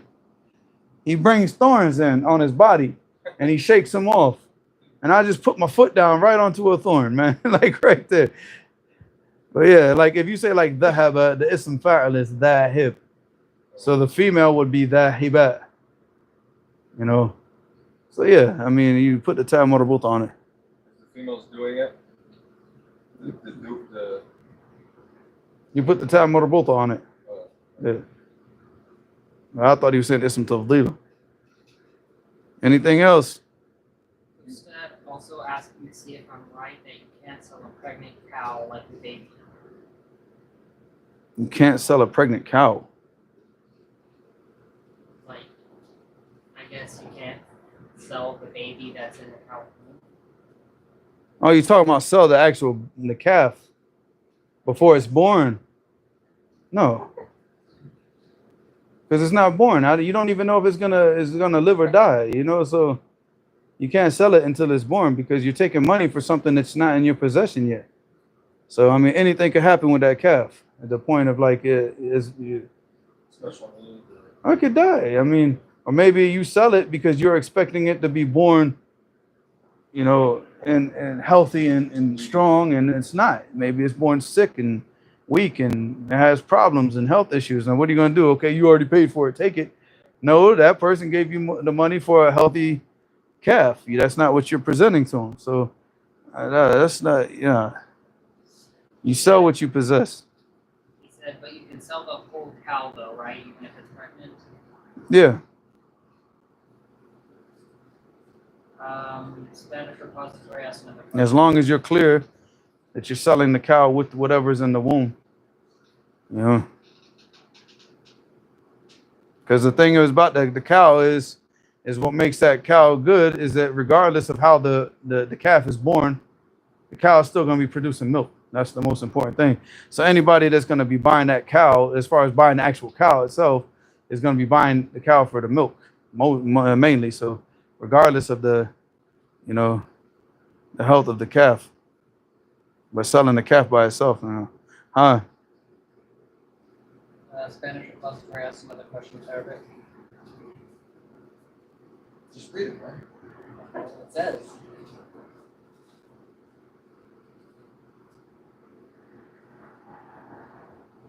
On the sifat al-mushabbaha, you just keep it the way it is. And that's the lugha of the Arab.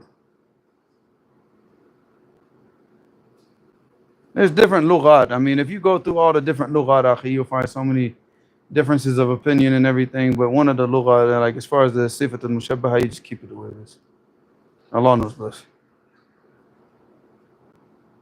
How to learn rulings of Zakat if I go through the book of Zakat from Umdatul Hakam?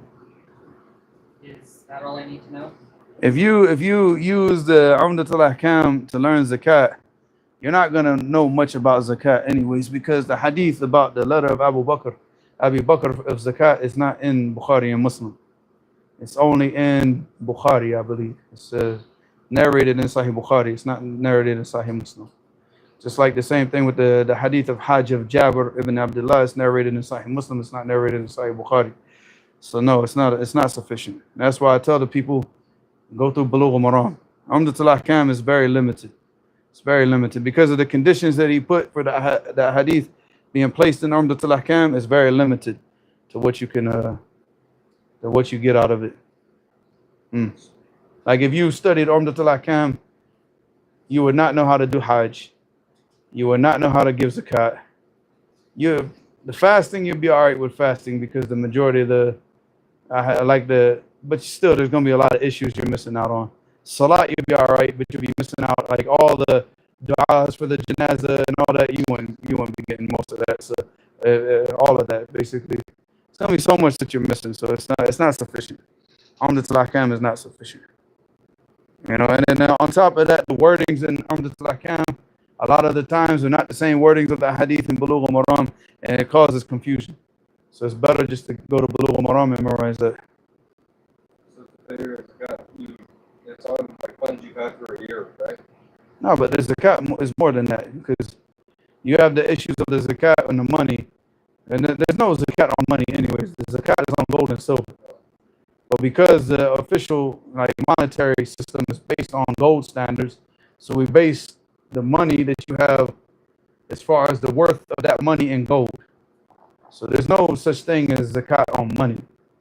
The zakat is on gold and silver. The worth of what your money translates. Yeah, like if you were to cash your money out right now, how much gold would that be? Based on that, that's how you. So how do you tell though if your amount's always changing? You have to follow the gold standard.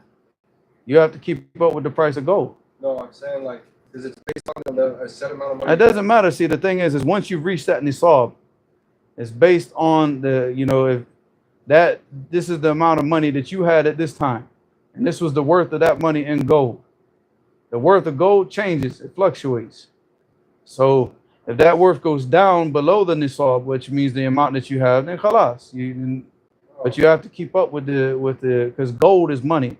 This paper garbage is not money. It's just it's a commissary note. It's not real. Here we go. Now we're going to get the channel taken down for fake news and everything. Every time you say the truth about something, it's all over every book on economics, because this is what they call a fiat currency, which means it's worth nothing. The real money is gold. All right, so the dollar itself, if we really want to say what the dollar is backed by, it's not backed by gold, it's backed by oil. But because the actual official standard was always a gold standard, so that's what we go back to. Because we can't keep up with the price of oil and the price of barrels of, how much is a barrel of oil today, and and obviously oil itself is not something that you pay zakat on. So it's not wealth. So how do you figure when you need to pay? Based on the gold standard. Of what? Huh? Of what? What do you mean, the gold standard? Yeah, but of what? You just go to Google and type, what is the price of gold today? And then what? And then figure out how much money you have and how much does it equal the amount that you would need. The money that you have currently?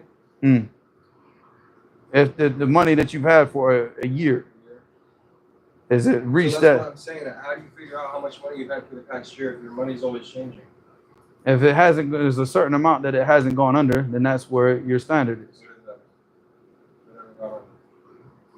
If you the amount is close to $10,000, you've gone over $10,000, and you stayed over $10,000 for an entire year. At the time that you have to pay zakat, how much money do you have over $10,000? That's remained with you for the entire year. That's where you pay the zakat on that amount. And it's easy nowadays because you have bank stuff. You can go back and check your bank. You can go through your transaction history. You can see it. So if you have any issues, you can always go back and check the whole entire year. What if you don't put money in your bank? And keep counting it and write it down in a notebook. Keep track of it. You got all that type of money and you're not keeping track of the money. What are you trying to do? Just count it. No, but I'm saying you just got $15,000 lying around in the house, and you're not counting it. You're not keeping track of it. You're not where is it going and what's coming in, what's going out. You have to keep track of it. Then if you don't have the money in the bank, then you better be the bank, right? Because you're responsible for that money, so you need to know. If you know that you're gonna pay zakat on it, then you need to know. Okay, I got this money this day. My money reached the amount for zakat on this day. Now keep it for a year.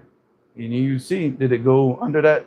If it goes under, then khalas. And then if it goes under, then it comes back up. Then it starts, You reset your year? Yeah, because you went under the amount. You didn't have that amount for an entire year. So what, you just choose an amount? That's based on the gold, I told you. The exact number of grams, I can't remember it right now. I got to go back and check it based on today. How much it is, I have to check it today. But inshallah, we'll talk about that tomorrow, inshallah. We said if Can we price something any way we want? It's price gouging a lot. You could price whatever you want to price. I mean, if you're selling something, you can sell it for as much as you want to sell it for. It's your product. The people have a choice, because just like it came in a hadith, I want to say it's Ibn Mas'ud, but the Prophet ﷺ said, "Al-bay'an bil-khiyari ma lam yatafarraqa." The al-bay'an are like the two people, the buyer and the seller, bil-khiyar. They have a choice, ma lam yatafarraqa, as long as they don't agree, and then they disperse upon agreement. Once they disperse upon an agreement, then it's a contract, and it's binding upon them to carry out that sale. But you have a choice. So if the person comes up to you and says, "Hey, I have this thermos or whatever, I'm going to sell it to you for $200," you have the right to say what? Yes or no. Nobody's putting a gun to your head to buy it. You say, "No, I don't want it. It's too expensive. I'll go to somebody else and buy it." It's your choice. So you didn't agree. But if you agree and you say, "Yes, I'll buy it," and you leave all that, then that's binding. You have to buy it from that person. Because you had a khiyar until you had to yatafarraqa. Once they disperse, and they are dispersed upon agreement that they've agreed that he's going to buy it for this price, then khalas, that's binding. That's a contract now. But other than that, then no, you have a choice. So the person can sell whatever he wants for whatever price he wants. Did you memorize some of the books, the Isnad and the Match? I told you we had to memorize the Hadith in Bukhari every day. So unless the Hadith was too long. And then like us weak people, the Sheikh would be like, "You guys are excused tomorrow." Then only the strong students will stand up and recite it. That's little. But most of the Hadith in Bukhari are not long. So that's very rare. So people can make the price of medicines high in regards to the price gouging?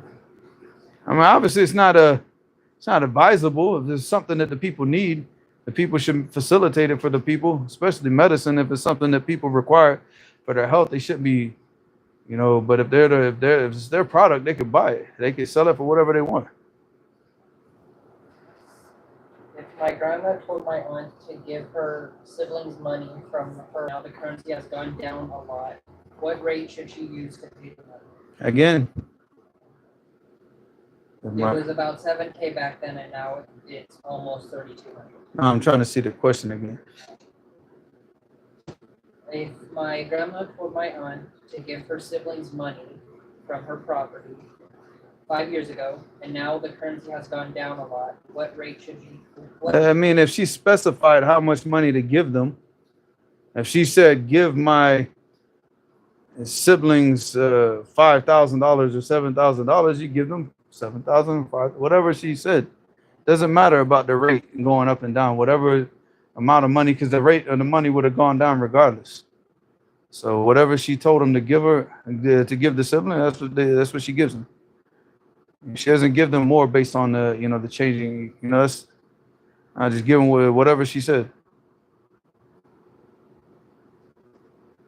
You said, "I know these people who water down the deen," and in regards to Zakat, they say that paying tax to the Canada government is what they do as Zakat. SubhanAllah, can you believe that? I never, whatever crackheads say, it never amazes me. And I always get this statement wrong, because the brother in Yemen, he used to always say, "But I always mess up the animal." I keep saying, I keep thinking that he said if I see like a pink elephant driving a car down the street right now, I would not be surprised. He said nothing would surprise me. Nothing surprises me now. We just got news. Sheikh Rashad was just speaking about this the other day. This is one of the big sheikhs that was speaking against Sheikh Yahya the other day, and all these years he's been speaking about him for years. And then Sheikh Rashad just spoke about him, said what he just heard is that he just got what was it? I don't even want to mention his name, but he got citizenship to a European country just recently. So I mean, again, nothing amazes. Nothing can amaze you anymore. Nothing can amaze you. I mean, it's seriously to live in this time, To be Muslim, to practice your deen, you have to have really thick skin. Like you cannot be like nothing can bother you. Nothing from the people should bother you. Because I mean, well, like nothing should amaze you and nothing should bother you. Right now, I'm more amazed if I see a person who's just righteous. If I see a person who's just like a very good person, just wants to do good, doesn't want, what praise of the people, he's not doing it, for anything. It seems like he's doing it for dunya reasons. That's what amazes me. That's when I'm shocked. I'm like, wow, you people still exist, But as far as crackheads, akhi wallahi, this 99.999% of the world right now is going into crackheadism. So Muhammad Fatima was gonna be having a ball tonight, boy. Gonna get a whole month's worth of crackheads in one day. What are the duties of a single Muslim woman in the house? What about a married woman? As far as about I don't know if this is the same question, so people can make the prices of medicines high. Look, if you're selling the medicine and it's your property, you can sell it as much as you want. But now if we're in a Muslim country, and let's say that the head of the Muslim country, the Wali al-Amr, wants to crack down on that because they're making things too difficult for the people, and then they set the prices, then you follow whatever the Wali al-Amr says. But other than that, is as far as your property, you sell it for as much as you want. But then again, like I said, you need to keep in mind the ease, making things easy for the people. And the people that are involved in business, they don't care about the people. They just care about filling their pockets. So I mean, a lot of the times it'll be the Wali al-Amr that will step in and start to, What was the question? Sorry.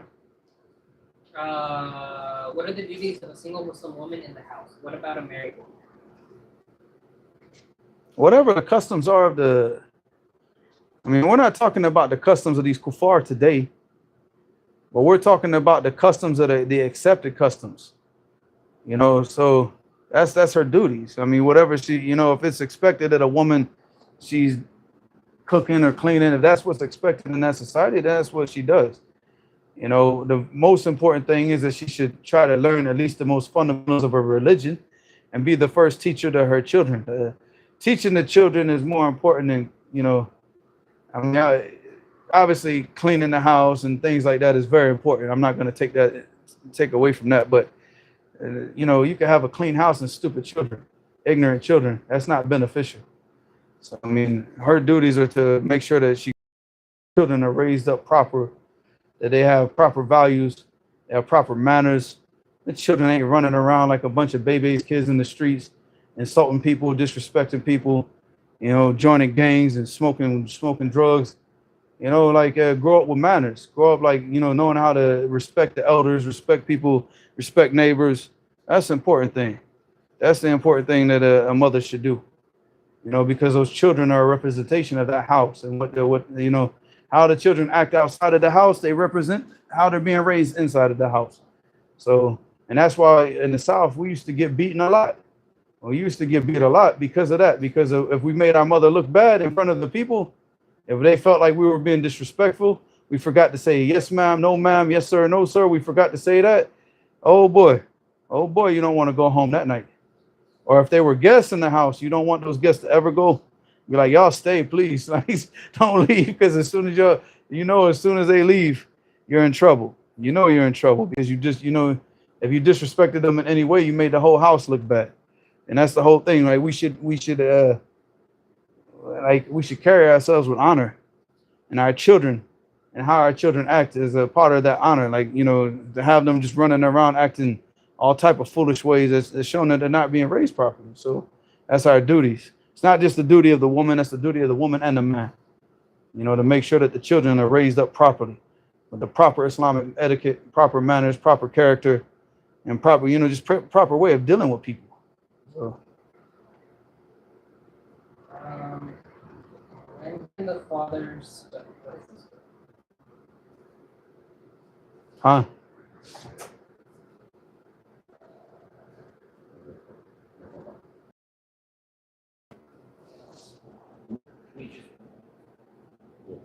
Nafaqah, yeah. Stop spending on his sons.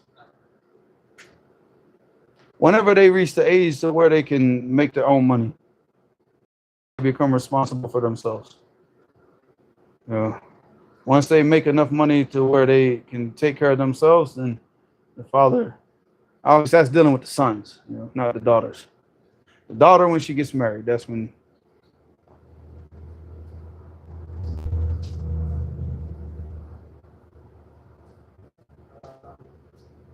Are we obligated to read the terms and conditions of every contract that stipulates that we have read and agreed to them?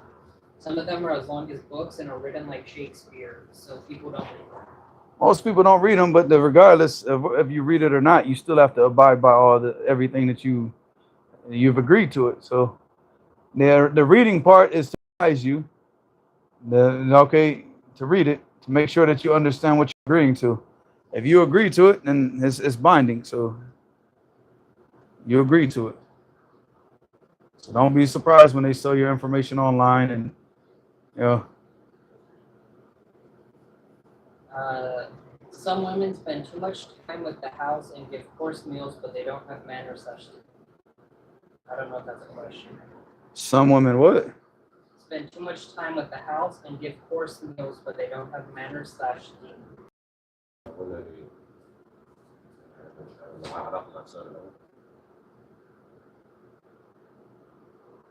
Yeah, Muhammad Fatima took you back to the 90s, boy.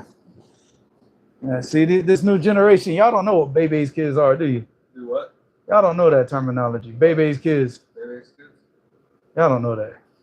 You know that? You ever heard that before? Baby's kids. Baby? Baby. Baby? Like baby? B-E-B-E, baby. Oh, that brand. All the Oh my God, yeah, they don't know that stuff, man. They don't know about baby's kids. They're too young. And I'm not going to explain it to them because then they go online and start searching. He's already searching for it right now.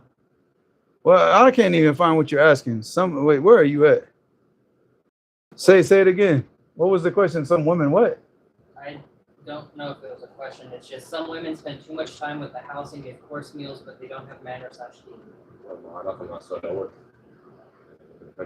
mean, I don't care. Like, Akhi, I'm not trying to marry Martha Stewart, man. I want a woman with deen. Akhi, we can eat whatever, but I mean, you got to have a woman with deen.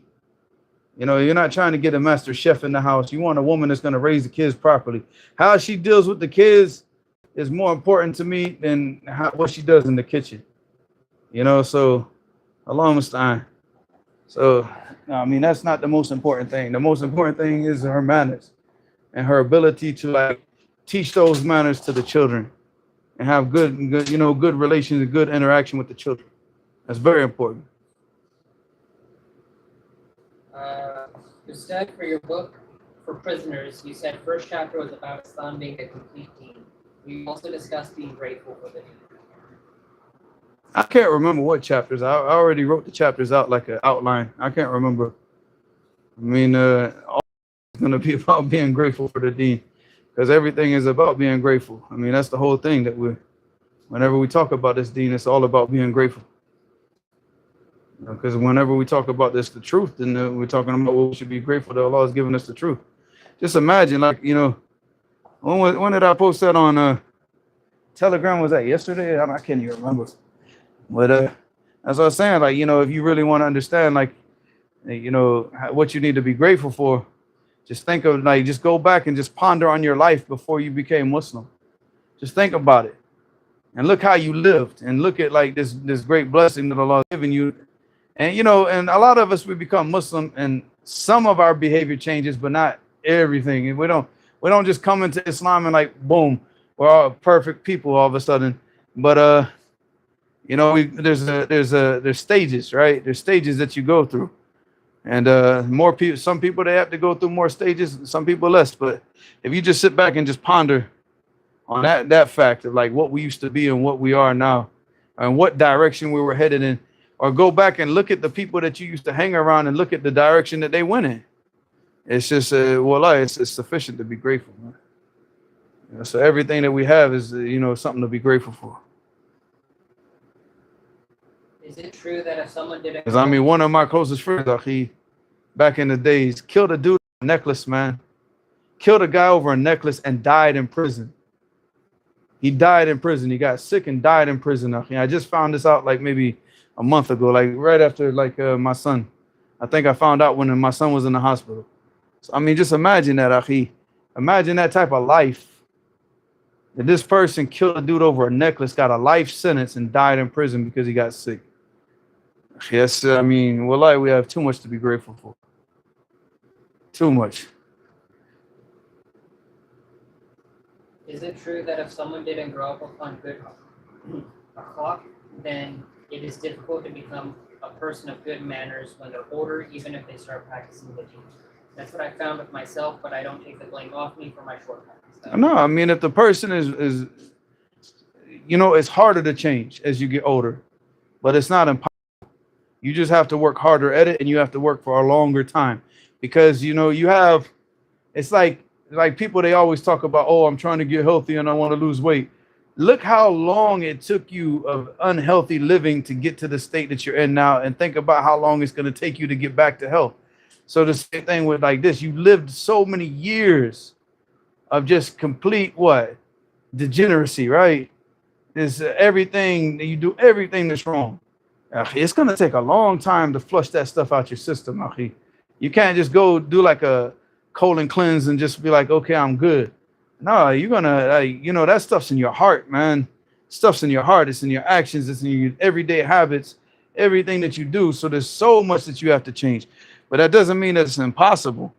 You know, the person seeks the assistance of Allah subhanahu wa ta'ala and gets to work on improving himself. But while you're improving yourself, forget the people. Forget what's going on with the people. Forget what trying to keep up with the Joneses and trying to, like, you know, worry yourself about what this person's doing, what this person's saying. You just focus on yourself, because you got too much work to do to be focusing on other people. You know, I went to Yemen in 2000. We're in 2025. That's 25 years after I left. Akhi, there's still things that I'm still working on in myself. Still things that I'm fighting every single day. That battle never stops. That battle never stops. You stop that battle when you die. Everybody's gonna have to struggle. So I mean, you just, like I said, it takes a longer time, but you just gotta keep at it. It's not impossible. It's not impossible. But for victims and people that play the victim and blame other people, yeah, it's impossible. That person will never change. Person will never change. Victims don't change. Victims never change. Victims, they remain just as they are, and they continue to blame other people. But you don't blame other people. Every single thing that you've done, how you are, all the results that you have in your life are because of your own actions. All the results I have are because of my own actions. There's nothing that I can put the blame on anybody else. I can sit here and say, oh, you know, my mother was a drug addict and she went to jail when I was a kid. Akhi, how does that affect the decisions that I make today? Like my mother going to jail when I was 12 years old, getting arrested and, you know, put in drug rehab. How does that affect the decisions that I'm making today as a grown man with my own family? So, I mean, you know, we take accountability for our lives. I blame my mother at 12 years old for doing that stuff, but I can't blame her now. I've grown up. I've seen, you know, learned, been around the world, seen things that, khalas, these things, they shouldn't be affecting you. But victims, they always want to pull that card. They always want to find something that they, you know, because they don't want to take accountability for their lives and their actions. We don't do that. Muslim doesn't do that. Muslim takes accountability. And as long as you're that type of person, you're accountable for your actions. You know that everything that you have in your life is a result of your choices that you made in your life. Khalas. If you have bad friends, you chose to be around those bad friends. You know, you listen to the music that influenced you to do bad things, smoke weed and rob people, then that's something that you chose to listen to. You know, you can't blame other people. You can't blame the music. You blame yourself. You know, you blame everything on you. And you take accountability for your life. And wallahi, it's not impossible, but it's just going to take a lot of work. It's going to take a lot of work. It's going to take a lot of banging your head against the wall, punching the floor because out of frustration, because you're trying to do things and you keep falling back in the old ways. But just keep at it. Just keep at it, inshallah. And just keep seeking the help, assistance from Allah. Allah doesn't help you, you ain't going to do nothing anyways. It doesn't matter how strong you are, how strong you think you are. If Allah is not going to help you, you're not going to do anything. So the assistance of Allah is the first priority. Instead, you should write a book for cultural/liberal Muslims and how they should lead their cultural practices. I should write a book on what? You should write a book for cultural/liberal Muslims and how they should lead their cultural Liberal practices. Muslims. A book about liberal Muslim, all that's going to be crackhead, crackhead, crackhead, crackhead, crackhead. Turn the page. Crackhead, crackhead, crackhead, crackhead. Yeah, victim, victim, victim, victim, crackhead. You know, crackhead smoking smoking a victim. That's it. What am I gonna do, man? What are you gonna write about these people, man? Wallahi, akhi, wallahi. And the problem is this American society has they do this on purpose, akhi. They want you to be like this. They want a country full of victims. Yeah, man, subhanAllah. There's no strength in victimhood. Victimhood is like, that's the worst way out. Liberals and all that, a bunch of crybabies. Conservatives are a bunch of crybabies. They're all a bunch of crybabies. Anybody that involves themselves in politics is a bunch of crybabies. Everybody wants to blame the other. Like, everybody, like the conservatives try to play themselves off as what?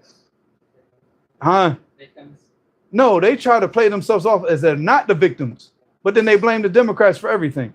And then the Democrats, they, dye their hair purple and cry about everything. They want to sit here and cry about racism, but they're the most racist people. Okay, so it's all stupid. It's all stupid. So that's what I'm saying. Be nothing but crackhead, crackhead, crackhead. Like, well, I don't think Muhammad Fatima would read the book. After like 3 pages, but like, that's it, man. I'm tired of reading crackhead. What are the responsibilities of the man/father? Some just focus on the financial needs and leave the religion to the wives. What does he have to teach the kids? What's the responsibility of who? The man/the father. Yeah, you're the leader of that house. Just because you pay the bills, that doesn't mean nothing. As a leader, you're responsible for raising up other leaders in your house. Your children have to be the next leaders of society. Just paying the bills and putting food on the table is not going to raise up leaders out of your household. You're trying to raise your children to function in society at the highest level. That's what every man should have his goal to be, to do. And function in proper manners, proper character, proper accountability, proper responsibility. All of these types of things, this is what we should be trying to raise our children with. A lot of us fail, and I'm one of the failures. I admit that. I try and I fail, try and I fail, but we know we all need to know our responsibility at least. Kullukum ra'in wa kullukum mas'ulun an ra'iyatihi. So like the Prophet ﷺ said, all of you are, kullukum ra'. The ra' is the person who's responsible for a flock. Your children are your responsibility. They're not the state's responsibility. They're not the school's responsibility. I sit here again, blame the school for not educating your child. It's your job. It's your child. You chose the school. You put them in the school that didn't educate them. That's your business. That's your choice. The man is supposed to be the leader. You lead the household. You lead by example. You lead from the front. You make sure that like you set the example for the children to follow, because they're going to follow your example or they're going to hate you. One of the two. If you're that person who's setting the example and they look at you and they see you doing things that you're supposed to be doing, they'll follow your example. But if you're telling them to do things and you're doing the opposite, they're going to grow up and hate you. They're not going to respect your authority because they're going to see that you're constantly contradicting yourself. So again, it's you're the leader of the household. Be the leader. Just because you pay the bills, that don't mean nothing. How to become solid in Aqidah. Can you recommend books for that? I made a whole video about that, I believe, on my YouTube channel. And the whole progression of books in Aqidah. I made that video a long time ago, so inshallah you can go check it out on my YouTube channel, inshallah. Do we say speaking about Allah without knowledge? But if I didn't make it, if I'm mistaken, then let me know, and then I will make it, inshallah. Do we say speaking about Allah without knowledge is the worst sin or shirk? No, shirk is the worst. The shirk is also saying about Allah that you don't know. So, it's speaking about Allah without knowledge. It's a form like that. That includes that. All shirk, all bid'ah is saying about Allah that which you don't know. It's fault. That's from the lawazim. But so if you say about Allah that which you don't know, you're going to fall into one of those things anyways, because you're going to fall into either shirk or bid'ah or whatever. But you're going to fall into something from amongst those different categories.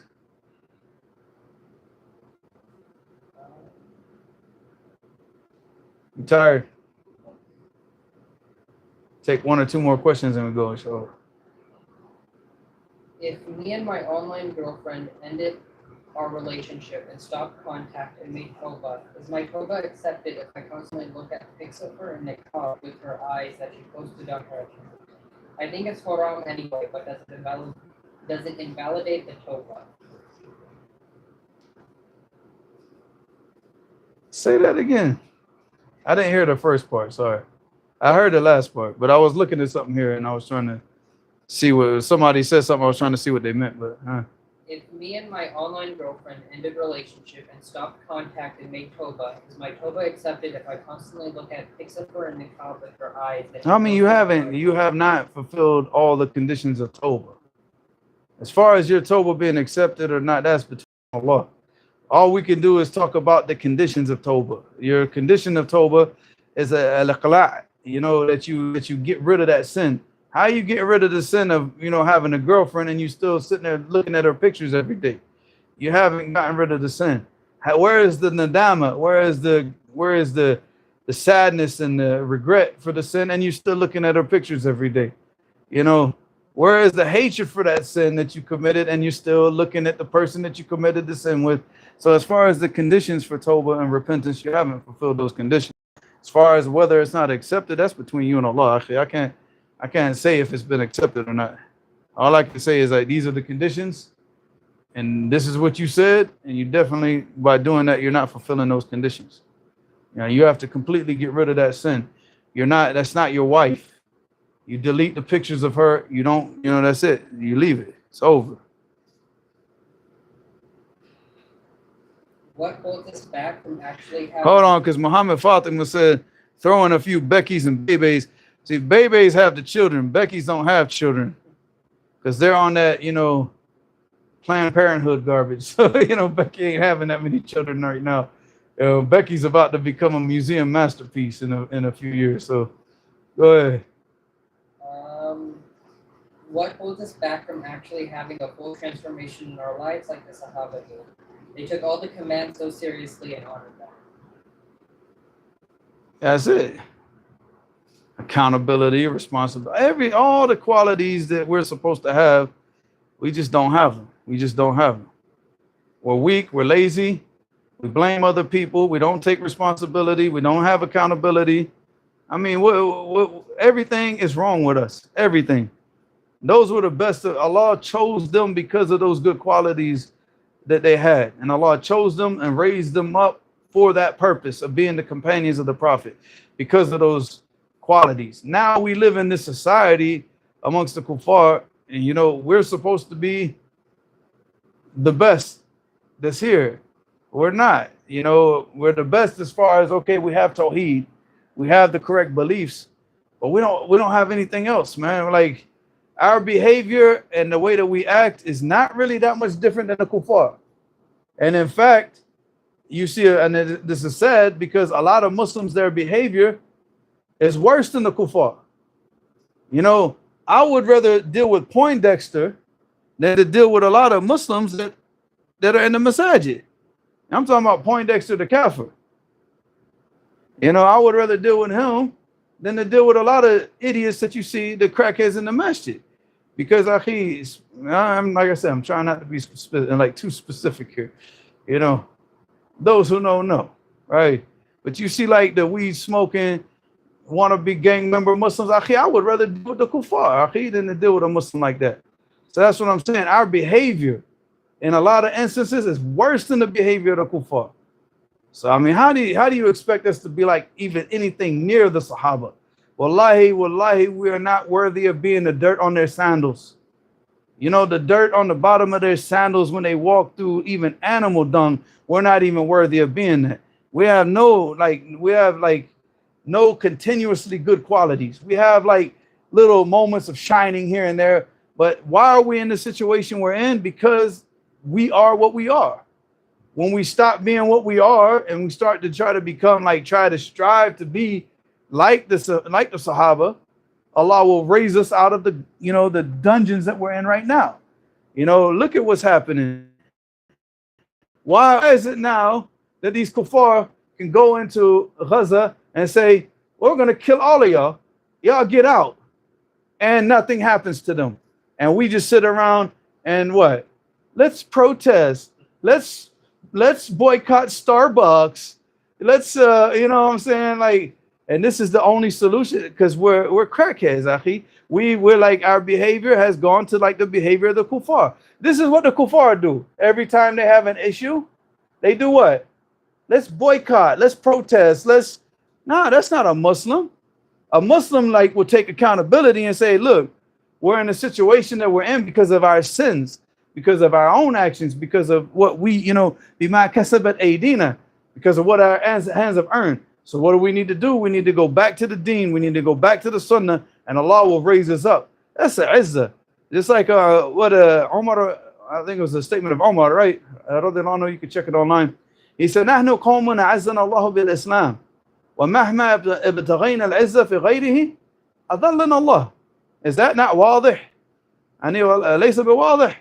He said, نحن قوم, we are a people, أعزنا الله بالإسلام, that Allah subhanahu wa ta'ala has given us izzah, has given us strength and might and high status with what? With Islam. ومهما ابتغينا العزة في غيره, and whenever we seek that power in other than Islam, أضلنا الله, that Allah subhanahu wa ta'ala will lower us and debase us. So I mean, we should be going back to our deen and focusing on that. That's what the Sahaba were. Ashab what? Sami'na wa ata'na. Look at the Sahabi. Look at the Sahabi in the time of Badr. And what did he say to the Prophet sallallahu alaihi wasallam? Imagine being this individual to say this to the Prophet sallallahu alaihi wasallam. He said, "Nahnu ma naqulu laka alladhi qala qawma Musa li Musa idhhab anta wajahid anta wa rabbuka wajahida innaha huna qa'idun." He said, "La, nahnu naqul idhhab anta wa nahnu nadhhab ma'ak wa nuqatil ma'ak." Imagine being a Sahabi like that when they're outnumbered more than 3-1 with swords. And he said, we're not going to say like the people of Musa said to Musa, you and your Lord go and you fight, and we're going to be sitting here. We're going to sit here and await the outcome. He said, no. He said, we're going to go. You go and you fight, and we're going to fight with you. And we'll bring up the hadith, bring it up. Now I want the whole hadith, man. That's a beautiful hadith. Inshallah, the next khutbah that I give, I'm going to give it around this hadith, inshallah. I don't know, 2026, man. I don't know. They're not letting me give khutbahs no more, man. The last one was a little bit too, Really? I don't know. For them, They said no more? they didn't say it, but I don't know. You want to, brother? I don't know how it is. Like, you go and you give a khutbah and everybody says, mashallah, that's a good khutbah. Don't ever give another one again. Really? They told you not to? No, they just won't contact you no more. So I don't know.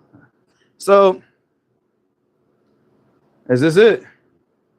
All right, so this is the hadith. It's reported on the authority of Tariq ibn Shihab. Hold on, let me see. Is this I want the one from Sahih Bukhari and Muslim. All right. So no, this one is reported on the authority of Abdullah ibn Mas'ud. This one is muttafaqun. No, this is from Bukhari. Hadith number 3952 for anybody that wants to check it. So he says, "Shahidtu min al-Miqdad bin ibn al-Aswad mashhadan lan akuna sahibuhu ahabba ilayya mimma udila bih." He said, I saw a scene or a scenario or a situation from al-Miqdad. Al-Miqdad, he's the one that made the statement. He said, if I was the one who did this, it would have been more beloved to me than anything. That I would have been the one who said this and not al-Miqdad. But he said, I watched it. He said, I saw it. He said, Ata Nabiya sallallahu alaihi wasallam wa huwa yad'u ala al-mushrikeen. And he went to the Prophet sallallahu alaihi wasallam and he was making dua against the mushrikeen. فَقَالَ لَا نَقُولُ كَمَا قَالَ قَوْمُ مُوسَى. He said, we will not say like the people of Musa, اذهب أنت وربك فقاتلا. He said, you and your Lord go and you go fight. He said, ولكن نقاتل عن يمينك وعن شمالك وبين يديك وخلفك. So he said, but we're going to fight. We're going to fight on your right. We're going to fight on your left. We're going to fight behind you. And we're going to fight, with you, like side by side with you. And we're going to fight behind you. He said, فَرَأَيْتُ النَّبِيَّ صَلَّى اللَّهُ عَلَيْهِ وَسَلَّمَ أَشْرَقَ وَجْهُهُ وَصَرَّهُ يَعْنِي قَوْلَهُ. That the Prophet sallallahu alaihi wasallam, his face lit up when he heard Miqdad say this. And you know, and he just like happiness overcame him when he heard him say this. And you imagine that this is at a time that they were outnumbered, like they were not even going to this area to fight. They were not even prepared to fight. They were only going to intercept the caravan. But the mushrikun had gone, they were gone prepared for war, for battle. So imagine at this time that that this Sahabi and the Sahaba themselves, they stood up for this type of mashhad. Ya akhi, come on, man. We can never compare ourselves to somebody like that. We have so much work to do. So much work to do. Ya akhi, we can't even stand up and do inkar on the munkar in our own communities. We're too scared about what the people are going to say about us. What about them fighting 3-1, 4-1, with swords? And they don't have enough horses, they don't have enough armor, they don't have enough of anything, but they still go up and they put their lives on the line to defend this deen. So I mean that's iman, that's accountability, that's responsibility, all the good qualities. Allah chose them for a reason. And for us, and we need to wake up, akhi. We got a long ways to go, boy. Oh, we got a long ways to go.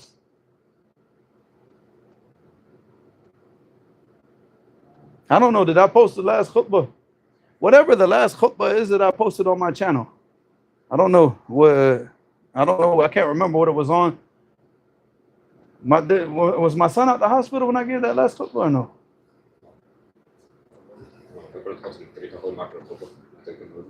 هو كان موجود نعم. Huh? Yeah, that's right. He prayed right next to me, didn't he? Yeah, that was my son. Just got out the hospital. Yeah. He was there. Esed was there. And Esed prayed right next to me. Yeah. Huh? No, Abdul Malik prayed next to me on a different time. That was the first one. That was when Esed was in the hospital. And there was no space because Abdul Malik was calling the adhan and the iqamah. So when we went back into the road, there was they closed up the road. They didn't leave no space for him. So Abdul Malik came and prayed next to me. Yeah. But the last time, it was me and Esed praying next to each other. And one last question, man, then we go. Right. Is it true that giving children middle names is imitating the father? Yes. They take the middle name should be the name of their father. The name of the father. So I didn't have nothing to do with your names, man. Huh? Your names got mixed up because of that translator guy at the American Embassy. Because your name was supposed to be Saifullah Muhammad Sutton. But they wrote Saifullah James Martin. I don't even know where they get the name Martin from. My name's not even, I don't even have anybody in my family named Martin. They put Martin on his name, Akhi. I'm like, where did you get that from? You just pulled that out of a hat. And then gave it to the embassy. We couldn't change it because it was on the translated forms. And then next thing you know, I wrote on the embassy papers, I wrote Muhammad, like Saifullah Muhammad Sutton. And they put that on his passport. I don't know where they got that from. Huh? No. It's too embarrassing. What? His passport. He's got 2 middle names, dude. His name, and then on top of that, they put Saif and Allah as 2 different names. So instead of just saying Saifullah, so he's got Saif, Allah, James, Martin, Sutton. I had to sit there and memorize his name on his passport. Crazy, man. I feel sorry for y'all when y'all try to get a job. You're like, there's only 1 space for the middle name. I need 3. And what last question? Go ahead.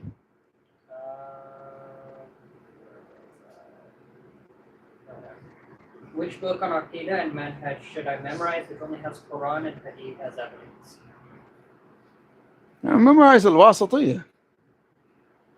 Al-Wasatiyah, half of the first part of the book is all ayat from the Quran. The second part of the book, he goes into Hadith and the Aqidah of the Salaf, so and Al-Wasatiyah is a very beneficial book to memorize. A lot of the people memorize Al-Tahawiyah, but if you memorize Al-Tahawiyah, you still have to memorize the evidence. With Shaykh al-Islam ibn Taymiyyah, when he wrote Al-Wasatiyah, he brought all the evidence and just gave it to you. So it's a lot easier to memorize. That's it. All right. وإلى هنا سبحانك اللهم وبحمدك أشهد أن لا إله إلا أنت أستغفرك وأتوب إليك.